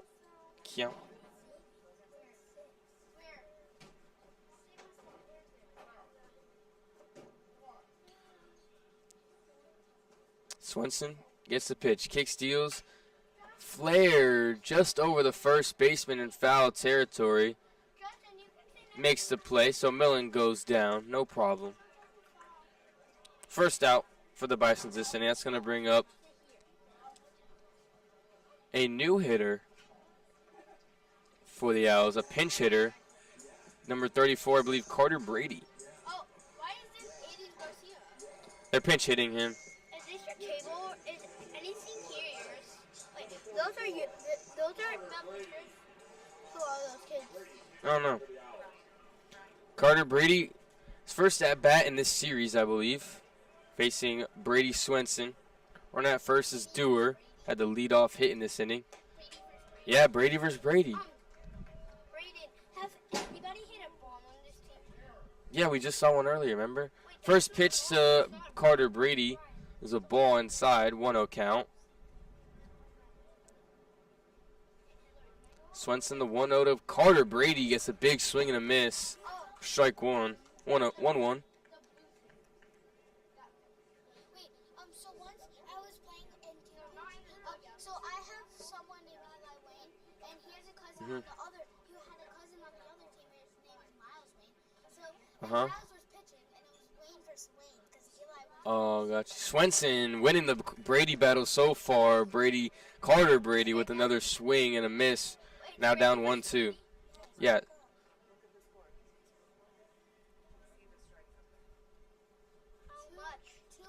Brady Swenson trying to strike out Carter Brady. 1-2 count with 1 out. Dewar at first. Swenson kick steals. A chopper from Brady, foul. So we're going to do it again at 1-2.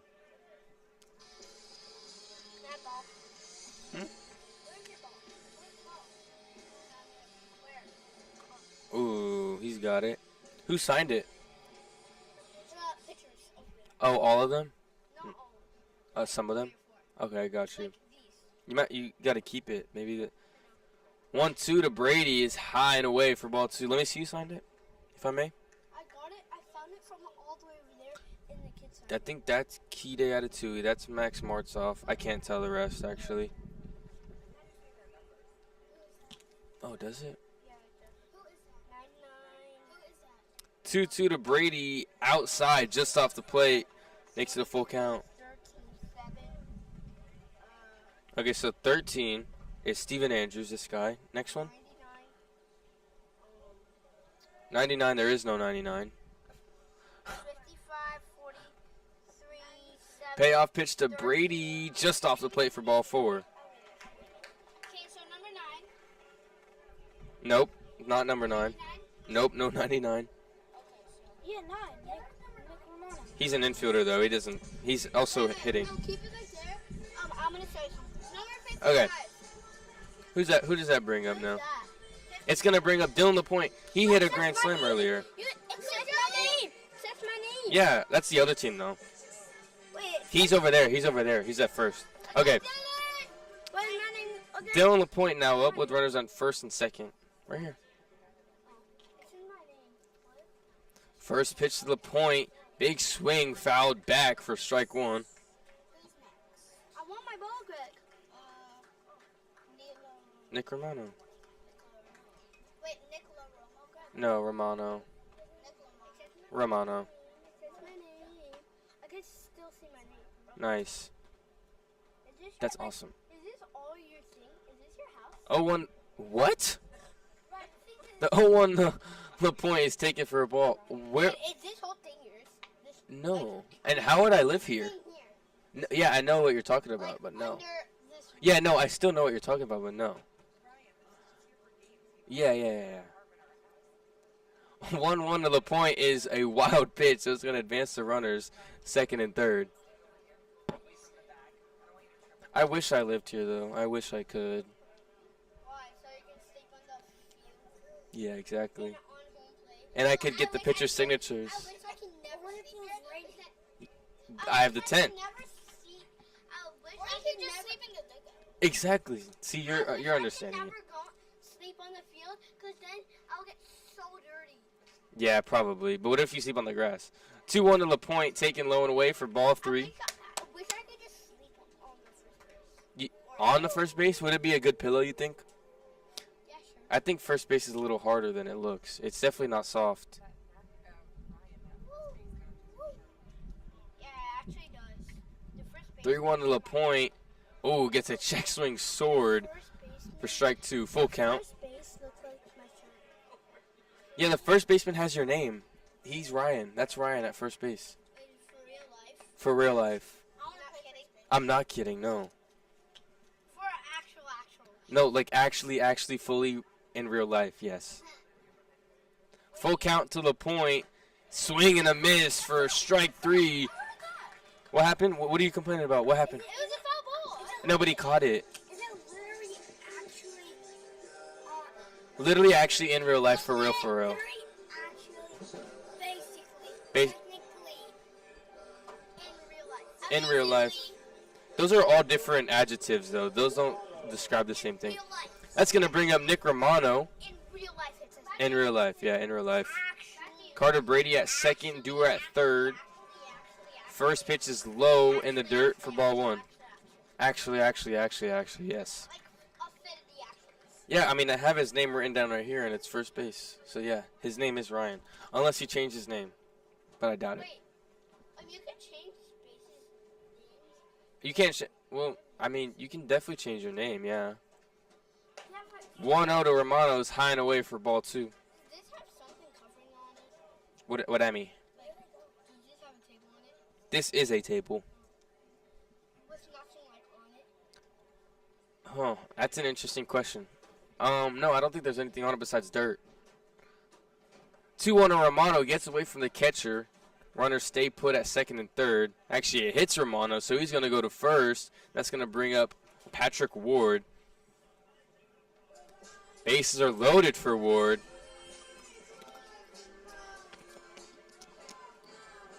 My friends are gone now, unfortunately. But maybe that generates a little bit of peace and quiet. Maybe just a little bit.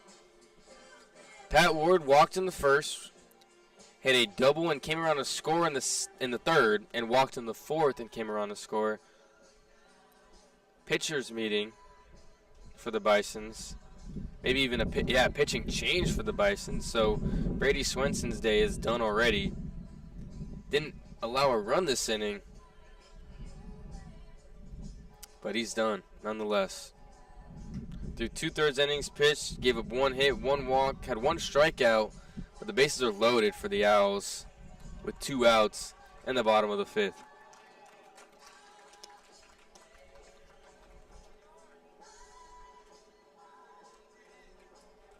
Some football news. As a Seahawks fan, Seahawks signed Cowboys free agent defensive end DeMarcus Lawrence. Not sure how I feel about that. I mean, a little old. 34, maybe 33. Not sure he's still as productive as he was a couple years ago. I think we gave him 3 years, $44 million, something like that. So not a bad contract. Generates around like what, $12 million a year, maybe, $14 million a year. Bucknell with a new pitcher. I know his first name is Dylan, and I think his last name is Radke. Yep, Dylan Radke. Has not appeared in a game so far for Bucknell, so this is his first appearance. Putting a little bit of a jam, just a little bit of a jam. Bases are loaded against Patrick Ward, who's hitting .385 on the season. And went 3 for 4 yesterday with 4 RBIs, 3 runs scored, a walk, and a strikeout. So in his last 5 at-bats, he's 4 for 5. Nothing crazy. Nothing crazy. And in his last, 8 or so plate appearances, he's 6 for 8 with a couple of walks. Or 4 for, you know what I'm saying. You know what I'm saying. He's got a couple of walks to go along with those hits. So Dylan Radke gets about 50, not 50, gets about 30 more seconds to, warm up. Patrick Ward's probably sitting on deck thinking like, let me hit a grand slam. Let me not let Dylan LaPointe get all the fun. I want to get on the grand slam action. And he's going to do just that. He's going to hit a pull side home run.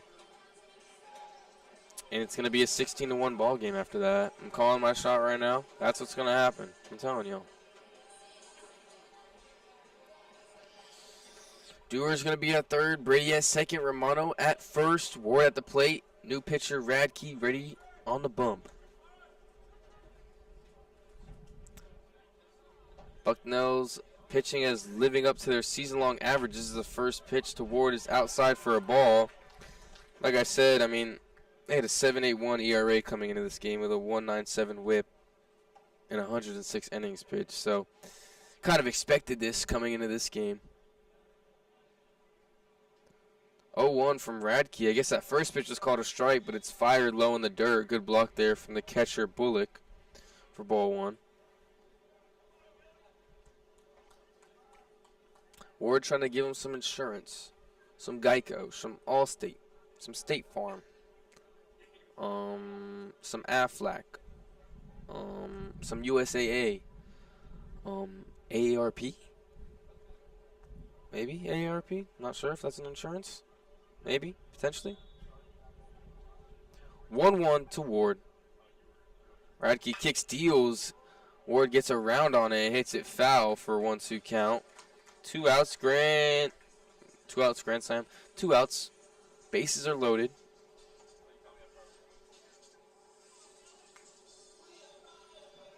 Ward trying to do some damage here with 2 outs in the bottom of the 5th. Owls have not scored this inning.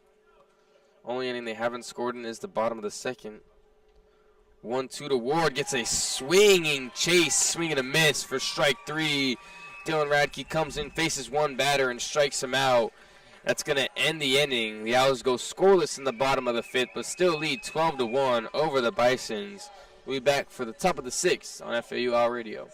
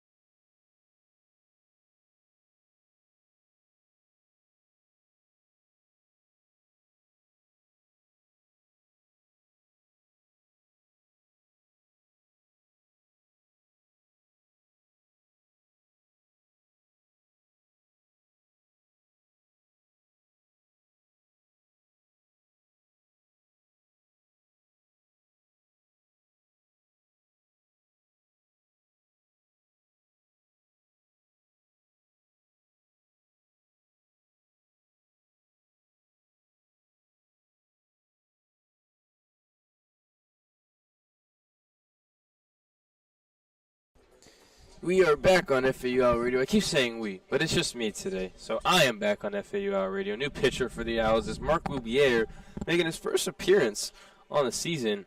He's going to be facing the 4-hole hitter for the Bisons, Michael Trommer. He's 0 for 2 today and hitting .250 on the year. Actually, a pinch hitter for Bucknell. I missed the name, so I got to wait for his update on the stat broadcast. So we're going to call him John Doe for now. First pitch to John Doe from Loubier is taken high, fastball high for strike one. Oh, wow. What a name. Best Swinger. We only get his last name, unfortunately. Best Swinger. Playing third base for Michael Trommer. Loubier gets a swing and a miss on an outside breaking ball for strike two. Got Loubier got Best Swinger to chase there. Loubier can go to any pitch he wants now. And an 0-2 count. Voice crack. 0-2, he bounces a fastball. Waste pitch. Just a waste pitch.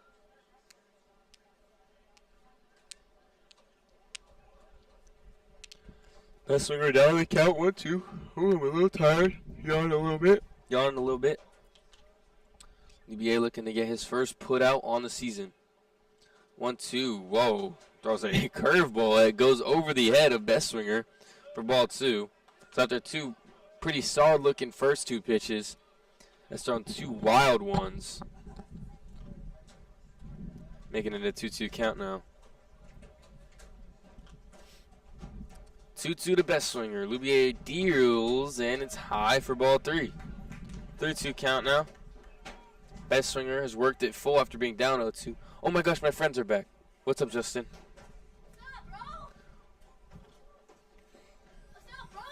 What's up, dude? Full count to Best Swinger. Loubier throws one high for ball four.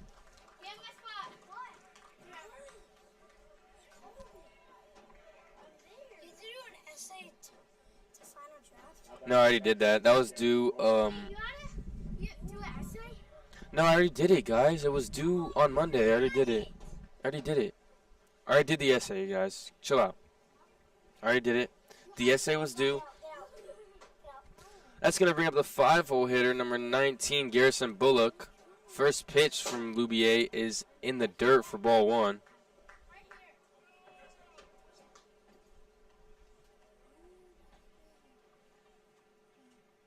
Bullock's 0 for 2 on the day, hitting 130 heading into this plate appearance with a 310 on base. Hits .222 with runners on the base path. The 1-0 from Loubier is high for ball two. Mark Loubier struggling to find a feel here in his first appearance on the season. Mark Loubier. Yeah, it's his first time pitching this year. Yeah. They're up 11. They can afford it. Yeah, it was easy. What did you get on it? I don't know yet. What did you think you get? Probably like a 90. I got 100 on my test. Bullock up in the count 2-0. Loubier kicks, steals, fires, gets a high fastball called for strike one.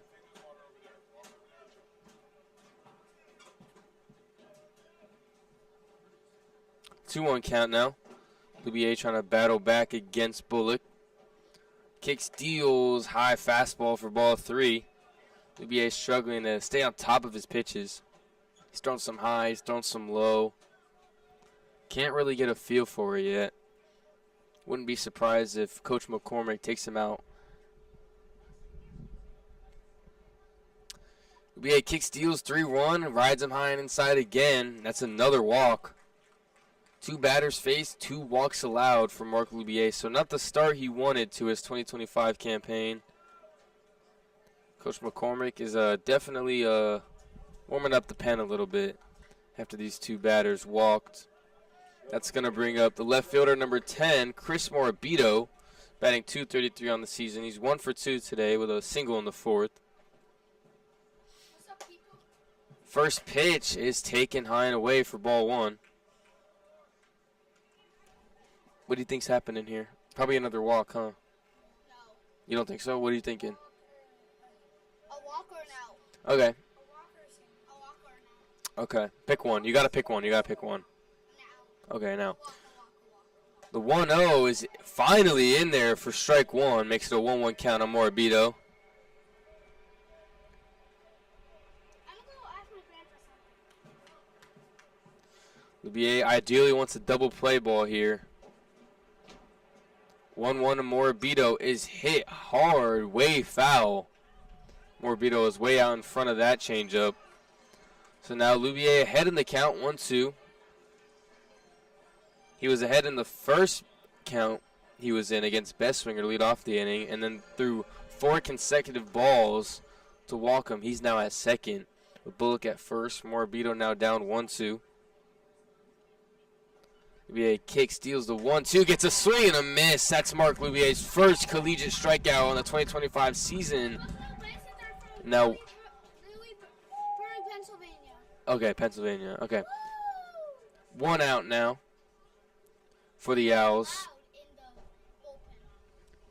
It's going to bring up the 7-0 hitters. 0 for 2 tonight. Number 4, Chiravalo, playing right field. It's actually a pinch hitter. It's a pinch hitter. It's not Chiravalo. Who knows? You got to ask him. Maybe you should go out and ask him. It's going to be number 41, Calabrese, hitting now for the Bisons. NBA kick, steals, hard ground ball, fielded not cleanly by Martinez, gets away from him. This is going to be an E4 for the Owls, or an E5. No, E4. E4 for the Owls. It's going to make the bases loaded with 1 out and bringing up the 8-hole hitter, Matt Alexander, who's playing shortstop.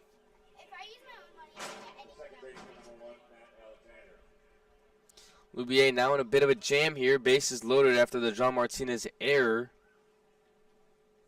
First pitch to Alexander's a fastball outside, called for strike 1.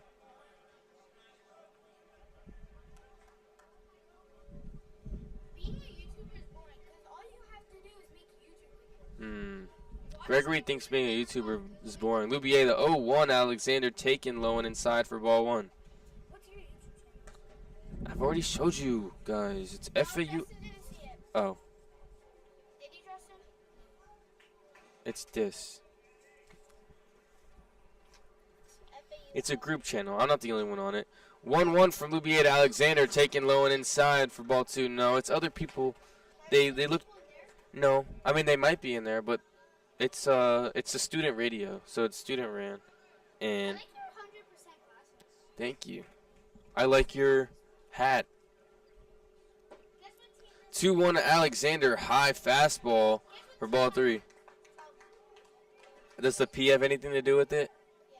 The Pilots. Is it like an MLB team or is it just a team? The Panthers. Got it. Let's go. 3-1 count. Lubier kick, steals another high fastball for ball 4, so he's going to walk home a run. Bestwinger comes to score. Bullock goes to third, Calabrese goes to second, and Alexander walks. He's at first. Lubier struggling here in his first inning. Only gotten 1 out and 4 batters faced, or 5 batters faced.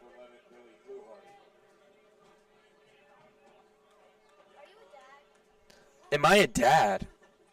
No, I'm not a dad. I'm not a dad. Thank God. Lubier, first pitch is smoked into center field. Lipsy cannot get to it. Bullock scores from third. Calabrese stays put at third, so it's going to be another bases loaded opportunity for the leadoff hitter, Swenson, who came in to pinch hit for Billy Kender. Yeah. Not from earlier, but, you know, he did hit before. Yeah, Coach John McCormick is done with Mark Lubier's, you know, nuisance performance on the mound. Giving up 3 or 2 runs on 3 walks, 1 strikeout, and 1 hit. So Mark Lubier's day is donezo's. Who do you think they're going to go to here, you guys? Steven Andrews? Kide Atatui? Oh, it's Max Martzoff. They're going to Max Martzoff. Because I can just tell. If it's not Max Martzoff, you guys can both punch me in the face. Yeah. Yeah, thank you guys. Whoa, whoa, it's Mr. Steel Girl. It's Mr. Steel Girl. You like this song, guys? Mr. Steel Girl. Max Martzoff up to the mound now. Trying to get out of a bases loaded jam. No, you can't, because I was right. Turn this club up, bottoms up, bottoms up. Like it full of jeans. Oh, I love the way you shake it in them jeans. Bottoms up, bottoms up. Huh? That's who? Who is Bill Leroy? Oh, Brando Leroy? Who is that? But where is he? No. No. Why would he be that? Oh. Got you. So the sidearm lefty coming in. Trying to get the Owls out of a bases loaded jam in the top of the sixth. They still lead 12-3.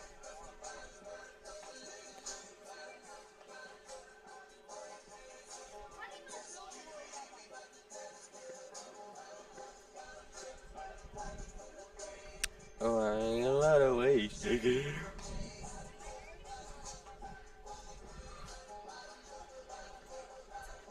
Martzoff's got about 30 more seconds to his warm-up. What do you guys think he does here?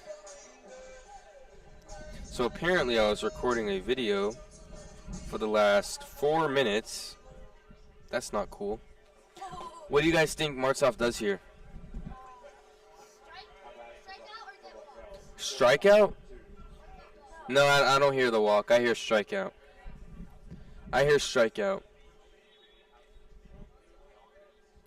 First pitch to Swenson from Martzoff is a strike on the low part of the plate for strike one. 6:30 almost.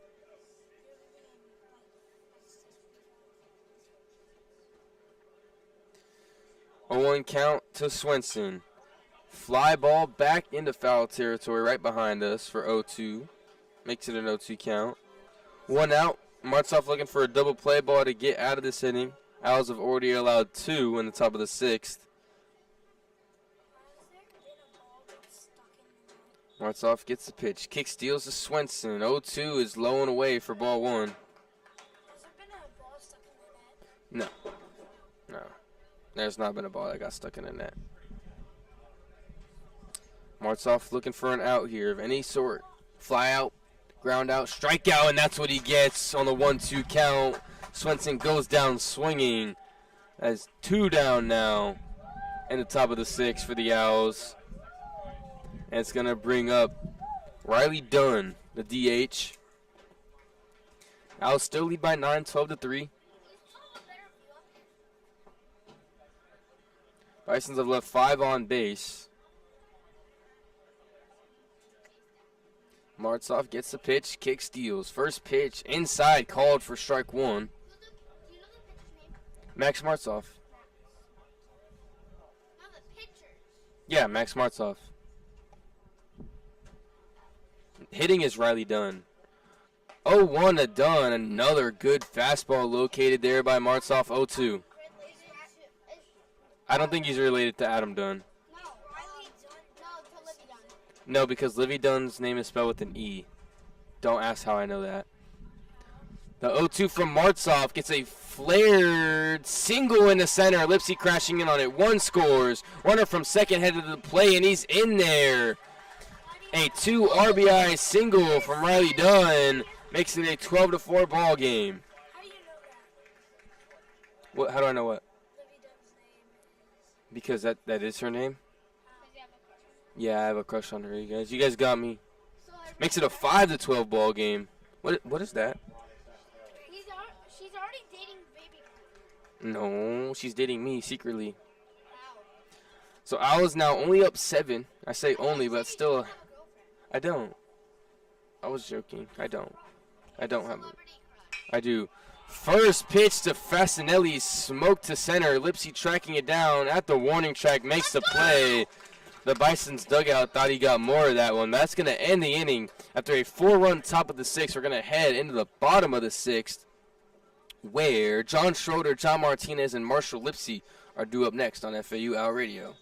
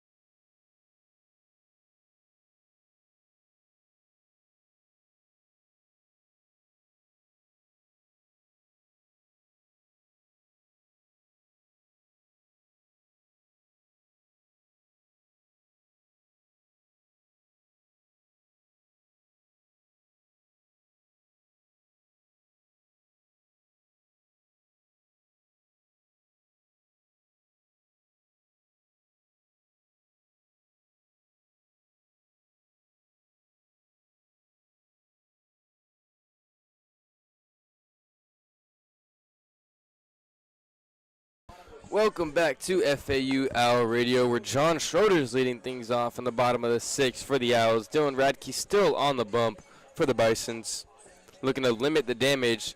Bisons tacked on 4 in the top of the sixth, now only down 7, 12-5, in part because Mark Louvier could not find the strike zone at all in that inning, only recording 1 out. First pitch to Schroeder is inside, called strike 1. Good fastball from Dylan Radke.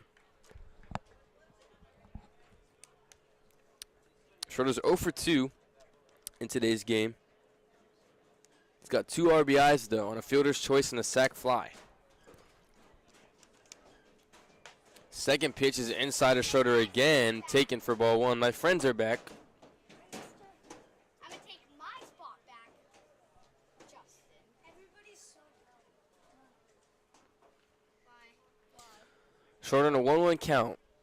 Radke again trying to keep it a 7-run ball game. Schroeder takes a fastball outside for ball 2. Can I talk on the mic? Sure, you're talking in it right now. Hi.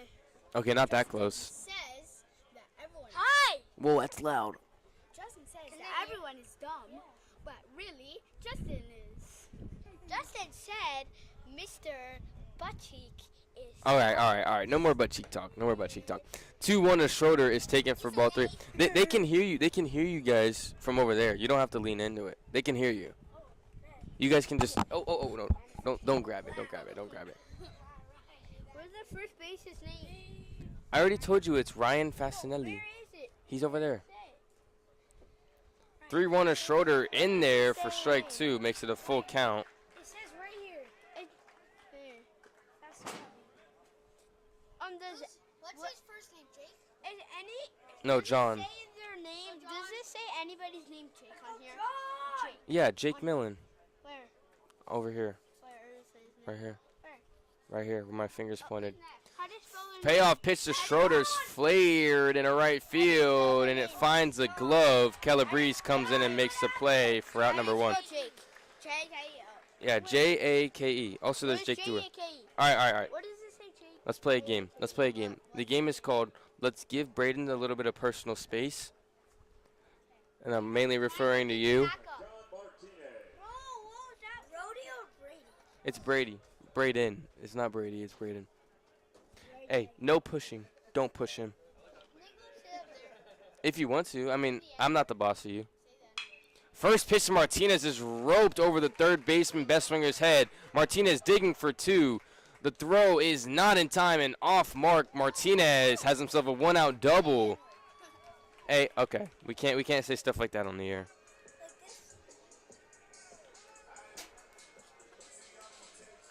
That's gonna bring up the leadoff hitter, Marshall Lipsy. Yeah, he's a. Gregory really likes Marshall Lipsy. Martinez is now 3 for 3 on the day. Lipsy is 1 for 2 with a walk, a hit by pitch, and a single. He struck out in the 4th inning. Only has 12, now 13 strikeouts on the season for 15 total walks as well. First pitch to Lipsy is taken for a ball outside. 1-0.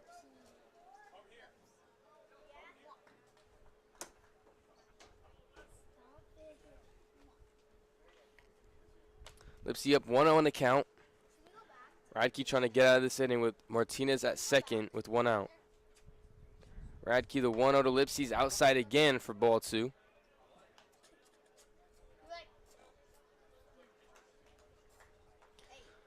Lipsy's trying to stay locked in. He's batting .350 on the season. Came into this game batting .342. Radke checks on Martinez. Gets the pitch, kick steals to Lipsy. 2-0 is hit to the second baseman. A sliding grab. Fires over to first, and Lipsy beats it in time. Alexander couldn't get the throw to first in time, so Lipsy has himself a 1-out single, and that advances Martinez to third. So runners are on the corners now for right fielder Jake Dewar, who, like I said, has been red hot all season. He's 1 for 3 today, batting .486 now on the season. And he's got runners in scoring position and an RBI opportunity in the bottom of the 6th, trying to get back some of those runs that they lost after giving up 4 in the top of the 6th.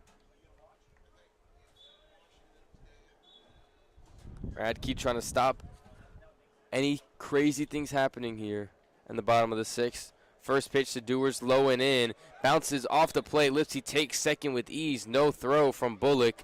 Now 2 runners in scoring position. Marshall Lipsy at second and John Martinez at third, with Dewar at the plate, up 1-0 on the count. Now there's no real double play opportunity here for Dylan Radke. Radke gets the pitch, kick steals to Dewar. 1-0, pitch is smoked into right center. That's easily going to score Martinez and Lipsy. Dewar digging for second, and he's got himself a stand-up double with 1 out in the bottom of the 6th. A 2-run double for Jake Dewar extends the lead back up to 9, 14-5 for the Owls. That's going to bring up the 3-0 hitter, Jake Millen, who's 1 for 4 on the day. FAU trying to get those runs that they lost in the 6th. They're halfway there. They've got 2 in this inning. They gave up 4, so they need 2 more. Radke gets the pitch, checking on the runner, Dewar at second. Kick steals to Jake Millen, and it gets away from the catcher. Actually, it hit him. So it looks like Dewar's going to have to go back to second. That's going to bring up Carter Brady, who came in to pinch hit for Aiden Garcia. He's now up with runners on first and second with 1 out. Yeah, don't touch it, don't touch it. It's not even touchscreen, so it doesn't matter.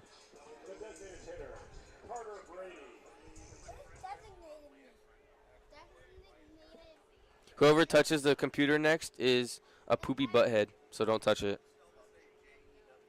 Ooh. Radke, first pitch to Brady is hit sharply to third. Fielded cleanly by Bestwinger. Over to second for 1. High to Vassinelli at first. So Brady beats the throw. Don't touch it, please.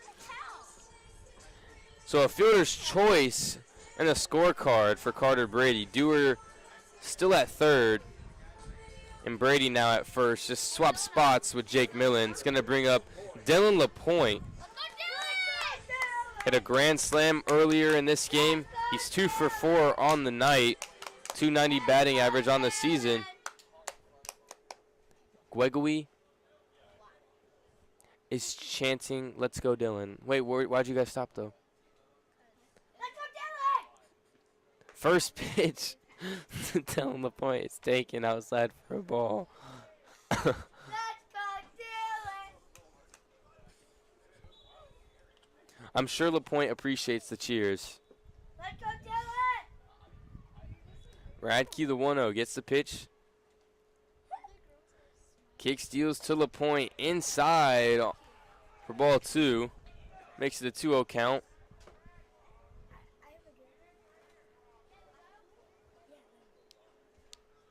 Radke trying to get it under control. He's allowed 2 earned runs, 3 hits, a strike. He only has 1 strikeout, and he's also allowed 2 doubles. Radke taking his time. Kick steals. A 2-0 is high, called for a strike 1. 2-1 count on LaPointe.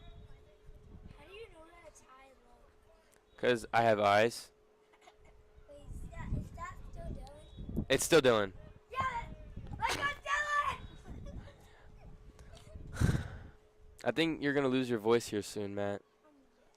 2-1 to LaPointe is inside. Good block there and catch from the catcher Bullock. Makes it a 3-1 count. So a hitter's count here. LaPointe is most definitely going to be swinging unless it's a surefire ball. With runners on the corners, 2 outs. The Owls lead 14-5.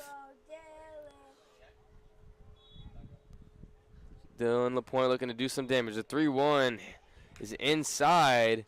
And LaPointe's going to take his bag at first. So a 2-out walk. And that's going to bring up the 6-hole batter, number 9, Nick Romano. He was 0 for 2 yesterday in a pinch hit opportunity with 1 walk and 1 run scored. Today he's 1 for 2. He's batting .241 on the year. Had a single in the first and came around to score. Walked in the third and also came around to score. In the fourth he struck out looking, and in the fifth he got hit by a pitch. Bye, Brayden. It's okay. Bye, you guys. A K is a strike. No, KO. Who is this? A KL means strikeout looking. Who is this? Who is what? The batter is going to be Nick Romano.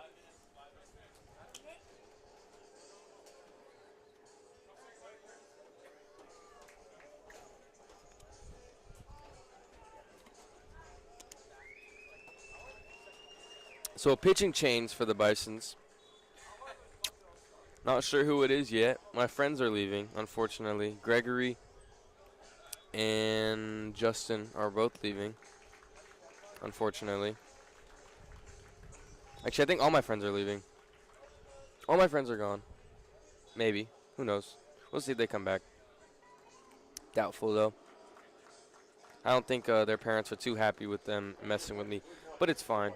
It's fine. I have siblings. I'm used to, you know, the younger kid banter and all that.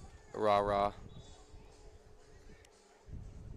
New pitcher, like I said, for Bucknell is going to be Kobe Jolks, making his first appearance on the year in today's game. Owls have a 9-run lead, but, I mean, in college baseball, anything can happen. No lead is safe. We'll take a short break, and we'll be back for Nick Romano's at-bat with 2 outs and runners on the corners. Actually, bases are loaded for Nick Romano when we're coming back on FAU Radio.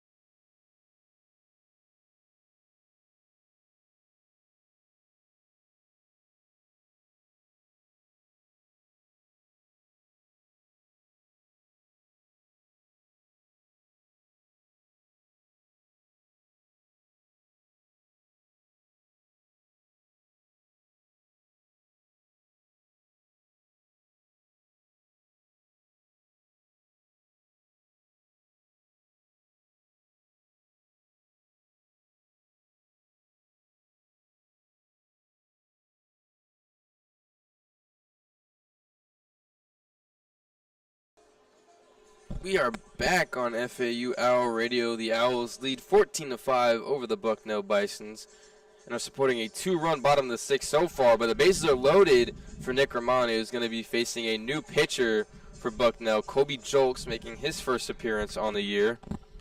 Romano's 1 for 2 on the night. Singled and came around to score in the first. walk and came around and scored in the third. And got hit by a pitch last inning in the fifth and was stranded at first.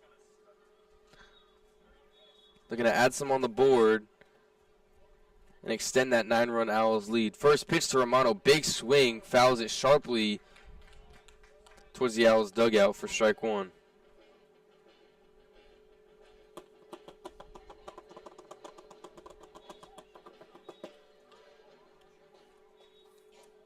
Romano has 12 RBIs in this season with 11 walks and 13 Ks. Struck out in the fourth as well in this game, so now he has 15 Ks. Or 14 Ks as he takes ball one outside. 1-1 count. Yes, this is Nick. Let's go, Nick! Let's go, Nick, indeed. Nick! Colby jokes. 1-1 to Romano's hit sharply to second. Fielded cleanly by Alexander. Fired over to Fasinelli at first. So that's going to end the bottom of the sixth after a 2-run inning for the Owls. They lead 14-5 and we'll be back for the top of the seventh here on FAU Owl Radio.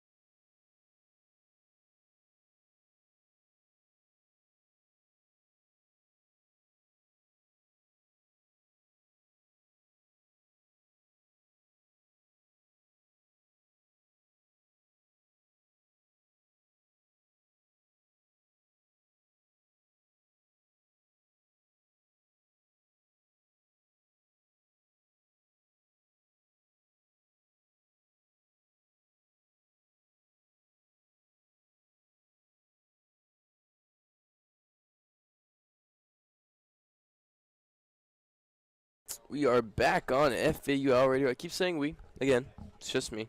Brayden Pyle on the call. Lovely evening in Boca Raton. The sun is starting to set. The sun is actually up a lot longer now that daylight savings kicked in, and I actually like that. I hate when it gets dark so early. Nick Wimberly is pitching for the Owls. His first pitch is to Best-Swinger, and it's a called strike on the outside part of the plate. Best-Swinger came in and pinch hit for Michael Traumer at third and walked in the sixth, came around to score. And that 4-run top of the sixth that the Bisons had. Second pitch from Wimberly is high and in for ball one. Makes it a 1-1 count.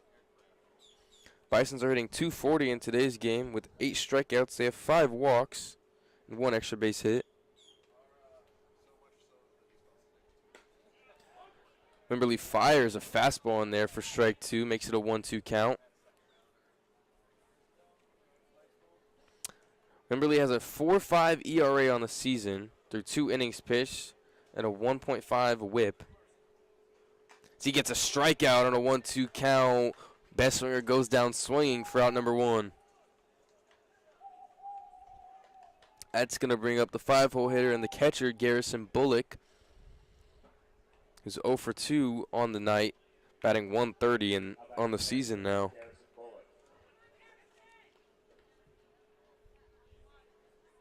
Owls up 14-5 in the top of the 7th. 3 innings to go. Wembley fires a fastball outside for ball 1. I think the Owls are going to win, Matt. Oh, you're going to leave? Well, it was a joy hanging out with you guys. Wembley's 1-0 pitch finds the outside part of the plate. Good fastball there for strike 1. Owls have done a good job, at least in the earlier innings. In the top of the 6th, it kind of got away from them, but not giving any free base runners. Had a couple walks in the top of the 6th, but up until then, they did a good job not giving up any walks. As the 1-1 is low and away, almost gets a swing from Bullock, but he held back for ball 2.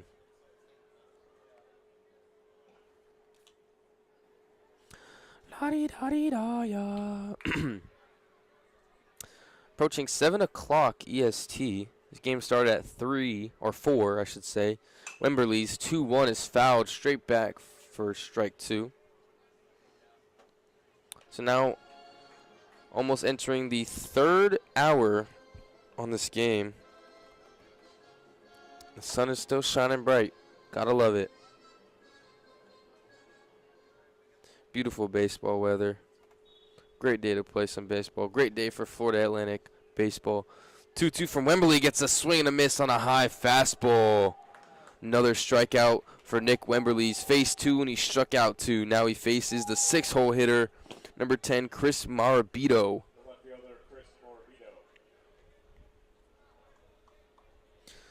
Morabito's 1 for 3, batting .227 on the season. Had a single in the 4th, struck out in the 6th, and flew out in the 2nd. Wembley looking for 3 straight strikeouts. First pitch to him is called strike 1. Wembley's done a good job committing that fastball, especially early in the counts. First pitch strikes are so pivotal as a pitcher to have. He's done a great job of getting those. 0-1 almost gets a swing. Morabito holds back for ball 1.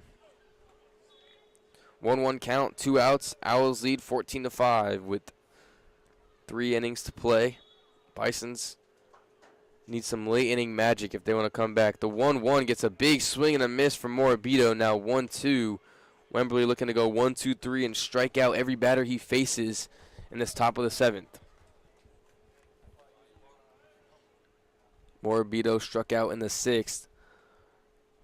Trying to do his best not to have back-to-back strikeouts. Wembley gets the pitch. Kick, steals to Morabito. Gets a called strike 3 looking on the inside part of the plate on a great fastball. Nick Wembley faces 3, strikes out 3 in the top of the 7th as he pitches a scoreless gem in the inning. The Owls still lead 14-5, and we'll be back for the bottom of the 7th on FAU Owl Radio.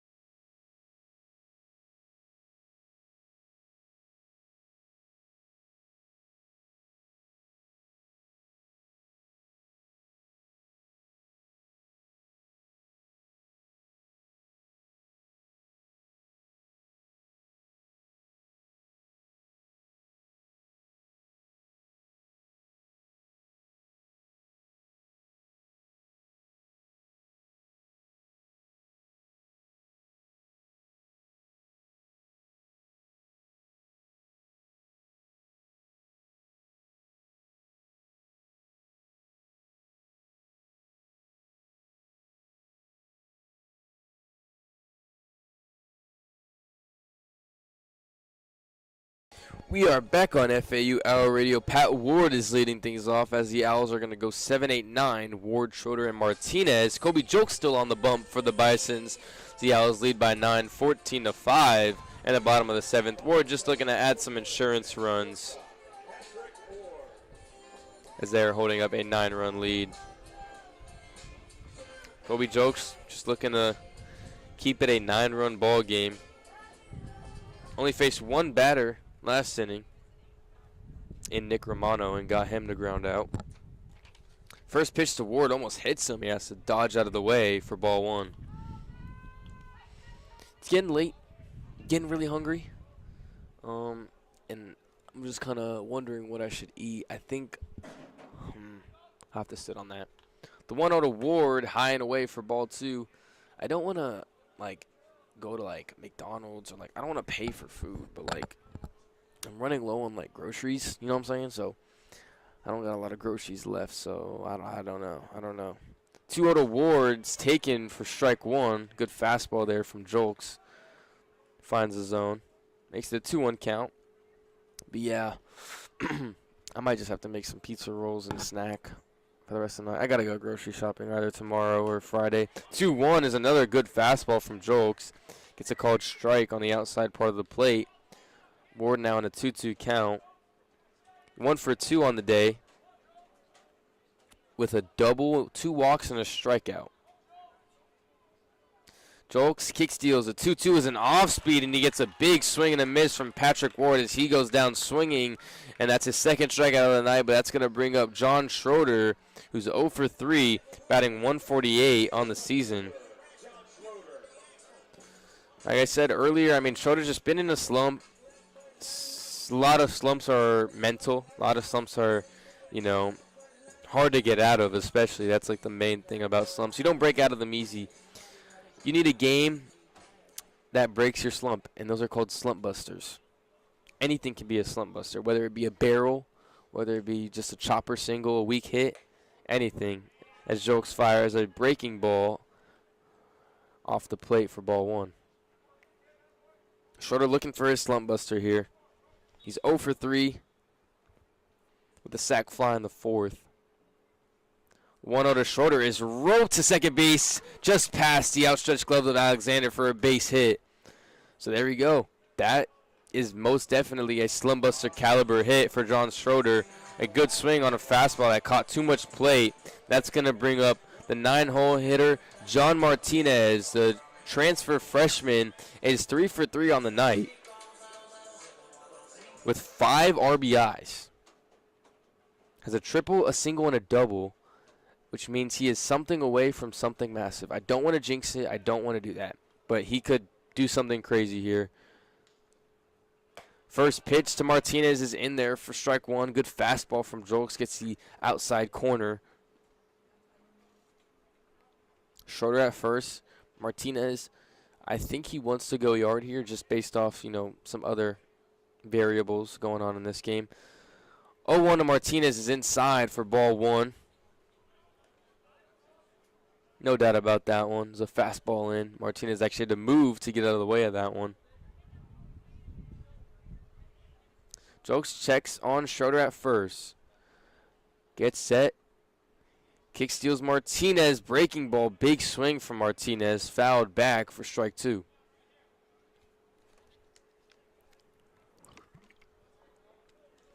Coming into this game, Martinez in 55 at-bats had 16 hits with a 291 average and 5 extra base hits. He's added 2 extra base hits in this game with a double and a single, or a double and a triple. He also does have a single, and adding 5 RBIs to his stat sheet as well.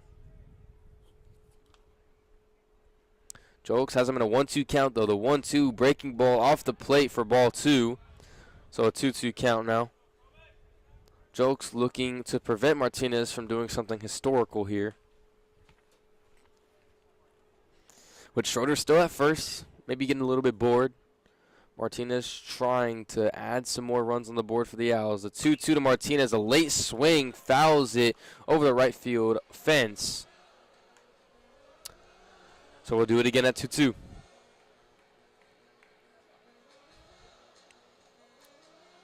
Martinez battling here, trying to stay composed. Schroeder still at first with 1 out. Kobe Jokes trying to get a inning double play on Martinez. The 2-2 is hit high to right field, drifting foul. The right fielder, Calabrese, is not going to get to it, so we're going to stay at 2-2 and do it again.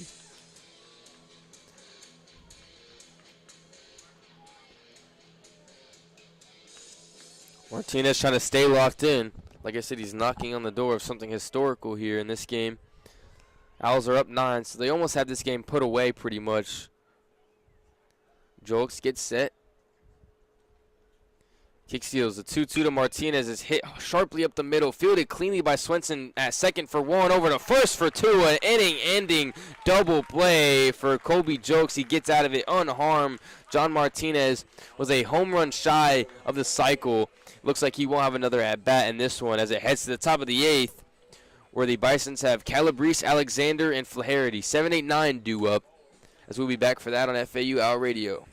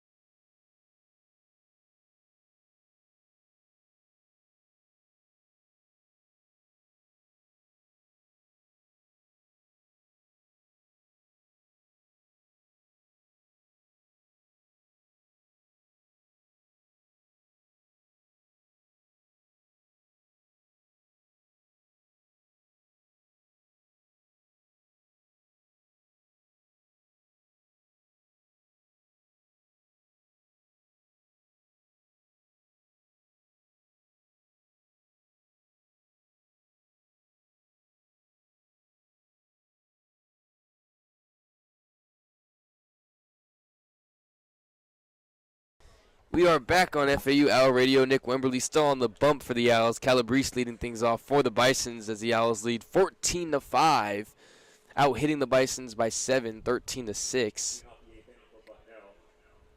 Wemberly struck out all 3 batters he faced in the top of the 7th. First pitch to Calabrese in there. Good fastball again. He's done a good job with those first pitch fastballs. Gets another first pitch strike as well. Only 14 pitches so far. His 15th is low and in on Calabrese for ball 1. He's doing a good job of getting those first pitch strikes, like I said. That's led to those 3 strikeouts that he already has under his belt. Trying to get a 4th here on Calabrese. He's batting .500 on the season. The 1-1 is fouled into the netting just over the Bison's dugout. Let's make it a 1-2 count. Bisons have left 7 on base. FAU's left 10 on base. But I guess you can get away with leaving 10 when you score 14. Wemberly gets the pitch. Kick steals the 1-2 low and in for ball 2. Good eye there from Calabrese, who reached base off of an error by John Martinez. It was a tough play. Wemberly kick steals a 2-2, gets a chopping ground ball to Pat Ward. Fielded cleanly, fired over to Millen at first for out number 1. Good glove work there from Patrick Ward. There's 1 down now in the top of the 8th. That's going to bring up the second baseman, Matt Alexander. Batting .286 on the year. He's walked in every plate appearance so far. He came around to score in the 3rd and in the 6th off those walks. So he's 0 for 0 with 3 walks. First pitch to him from Wemberly is a strike. Another good outside fastball. He's painting that outside corner for strike 1. Call him Nick Picasso. Wemberly kick steals the 0-1. In there again. Another great fastball from Wemberly. Gets the call. Strike 2. Alexander now down 0-2 in the count. Wemberly looking for his 4th strikeout in only 5 batters face. Wemberly comes set, gets the pitch. Kick steals the 0-2 inside and low, almost hits Alexander, gets out of the way for ball 1.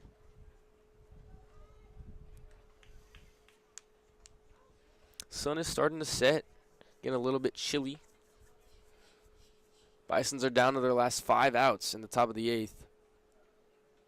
1-2, ooh, just off the plate. Wemberly doing a good job, making it close at least, but doesn't get the call on the outside fastball. It's going to make it a 2-2 count with 1 out. Wemberly gets set, kick steals to Alexander, a fastball high and away. And Alexander works it full with 1 out. Bison's down 9. They need nothing short of a miracle here if they even want to make it close in this game. Owls bat stayed hot throughout, scoring in almost every inning, scoring every other inning. As the 3-2 pitch is inside, and that's going to bring up the 9-hole hitter Flaherty as Alexander walks. Owls scoring in the 1st, 3rd, 4th, and in the 6th. Bisons have only produced runs in the 3rd and the top of the 6th. They're trailing by 9, 14-5. Down their last 5 outs. Flaherty up to the plate. First pitch from Wemberly's outside and low for ball 1. Trying to get a double play ball here to end the inning. First signs of trouble from Wemberly as he walked Alexander after going up 0-2. The 1-0 from Wemberly, low fastball. Ooh, doesn't get the call. Questionable there from the home plate umpire. And now Dylan LaPointe, the catcher, wants a word with his pitcher. Just pitch the contact. Make these hitters hit you.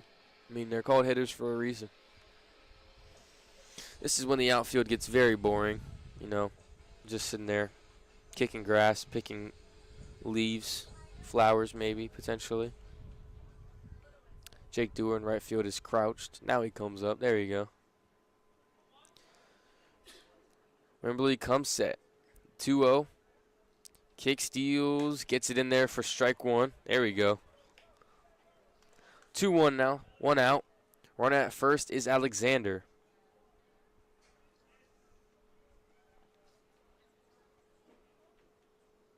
Wemberly kick steals a 2-1. Another fastball in there for strike 2. So I'm sure LaPointe just told him, hey, just throw fastballs down the middle. They can't hit you.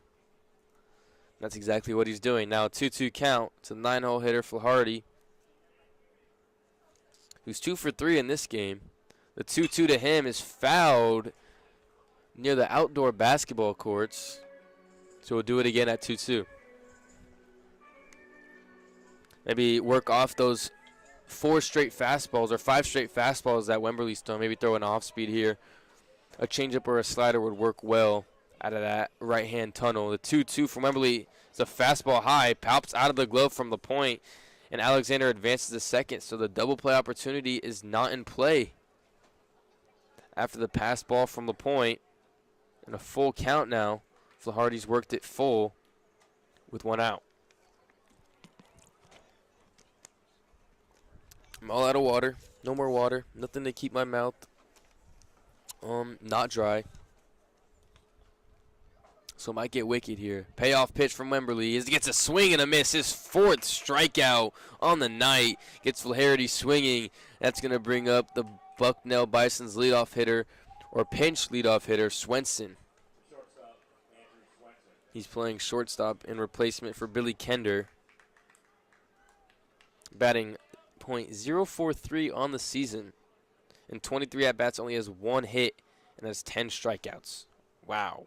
That is not good. The first pitch to him is a fastball outside for strike 1. He strikes out just under 50% of the time. His 1 hit was a double, so I'll give him credit for that. He also struck out in the 6th. Wemberly looking for strikeout number 5. Kick steals the 0-1 and off speed. Gets a sword, but it doesn't matter because it was a strike anyway. Makes that an 0-2 count. Bison's down to their last 4 outs. Swenson down on the count, 0-2 with 2 outs. Runner at second is Alexander. Wembley kick steals the 0-2, hits it straight back over my head. So we're going to stay at 0-2.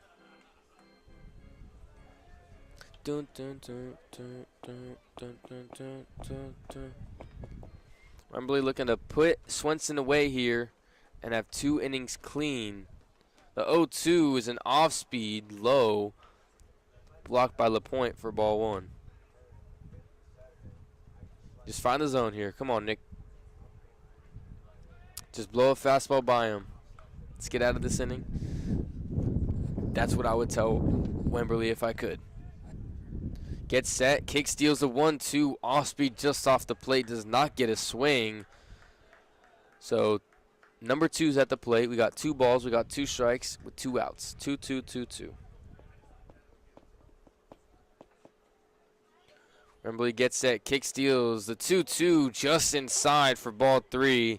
Swenson's worked it full.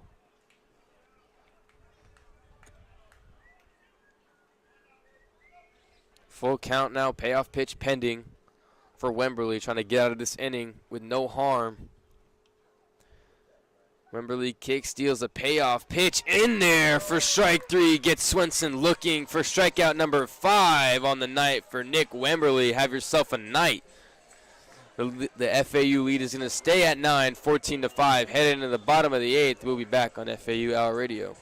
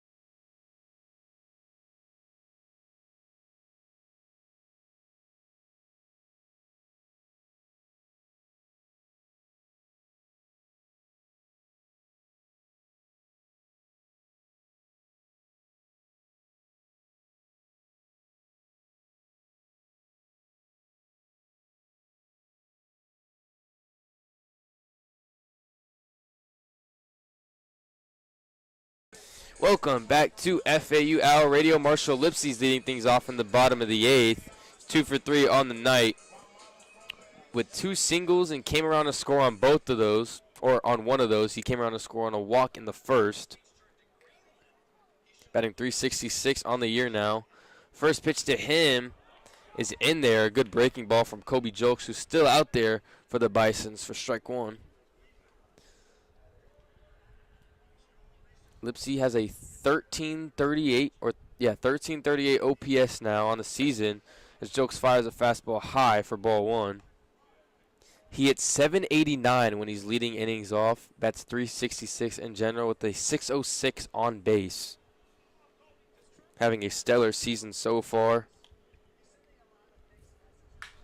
Oh, wow, he hits one hard down the first base line, and it's fair. Pals the glove. He's going to dig for 2, and he's got a stand-up double in the bottom of the 8th. And I love the double celly from Marshall Lipsey. Now 3 for 4 on the day. He's been one of the best players, not just on this team, but in the entire conference. As a pinch hitter, Danny Baez is going to be hitting for Jake Dewar in right field. Jake Dewar went 2 for 4. With a single and a double, a 2-run double in the 6th. Lipsey has 10 stolen bases on the season and has not got caught stealing yet. Won't be stealing third, I can imagine. Most likely not. Colby Jokes just allowed his second hit of the night. First pitch to Baez is high for ball one.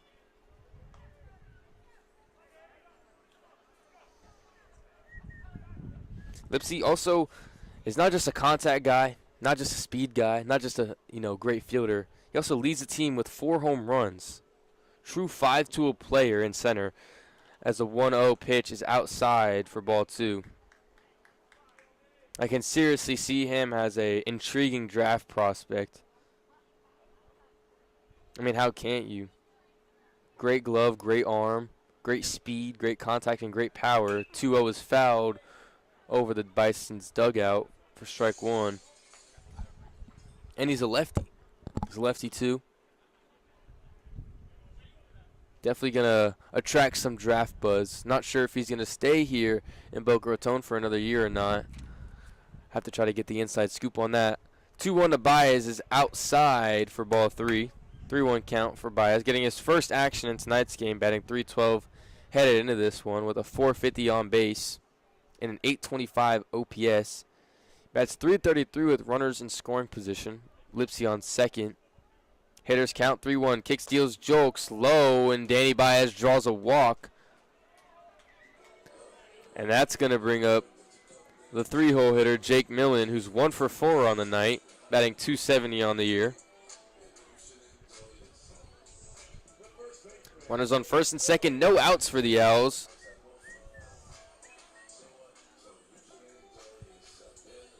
Millen got hit by a pitch in the 6th and got stranded at first. Jokes still staying out there for the Bisons. First pitch is low and inside to Millen for ball 1. We've seen a lot of bases loaded opportunities for the Owls and for the Bisons. They had 2 in that top of the 6th. Could possibly see one here if Millen walks. Jokes the 1-0 to Millen is outside for ball 2. Carter Brady on deck. Came in a pinch hit for Aiden Garcia, batting .188 on the year now. Jokes gets set on the bump. Kick steals a 2-0. Big swing and a miss. So much so that Millen falls back. He did get a piece of it. He fouled it off the catcher's leg. Looks like Garrison Bullock is a little shaken up. As expected, it definitely hurts to take one off the thigh. It's the only part of the catcher's legs that isn't protected.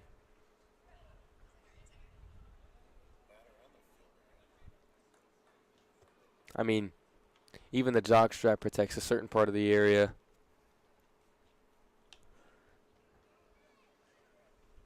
Looks like Bullock is A-okay. Millen's going to come back into the batter's box.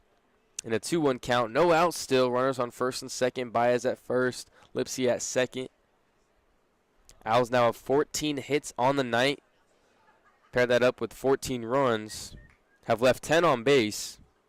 But, I mean, 14 runs is 14 runs. Jokes gets set. Winds up. Deals. Big swing from Millen on a great breaking ball from Jokes. Gets a swing and a miss for strike 2.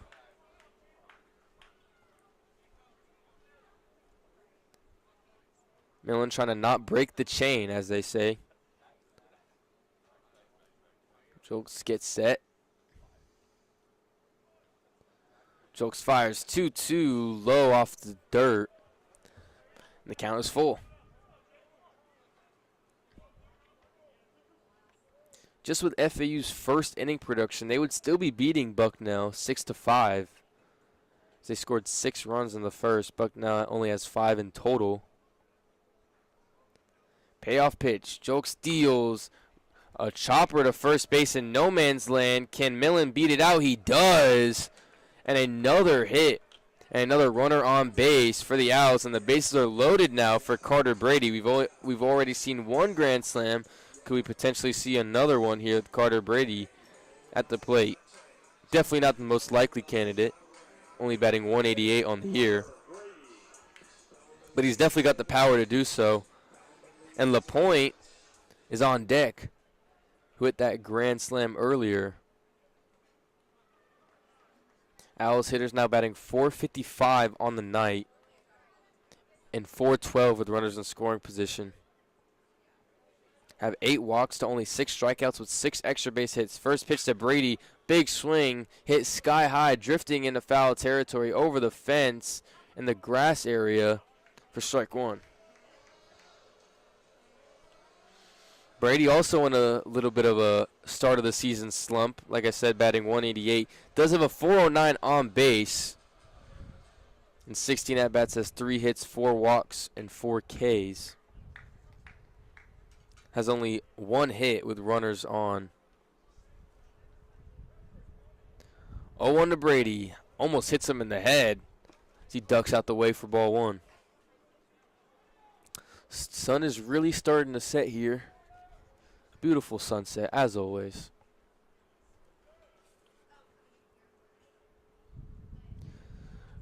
Jolks the 1-1. Kick steals to Brady. Off speed, low and away. Good take there. Way to lay off from Carter Brady. Now 2-1 count. Still no outs. The bases are loaded. Owls could get some big-time State Farm, some big-time Geico here. They don't really need the insurance, but the 2-1 to Brady's high and in for ball 3. I think a 9-run lead is definitely enough for the Owls. But it's always good to tack on some more. Always good to fill up that stat sheet. Build confidence. Jokes a 3-1 to Brady. Big swing. Hit the right field, and it's drifting foul out of play. It's going to make it a full count, 3-2.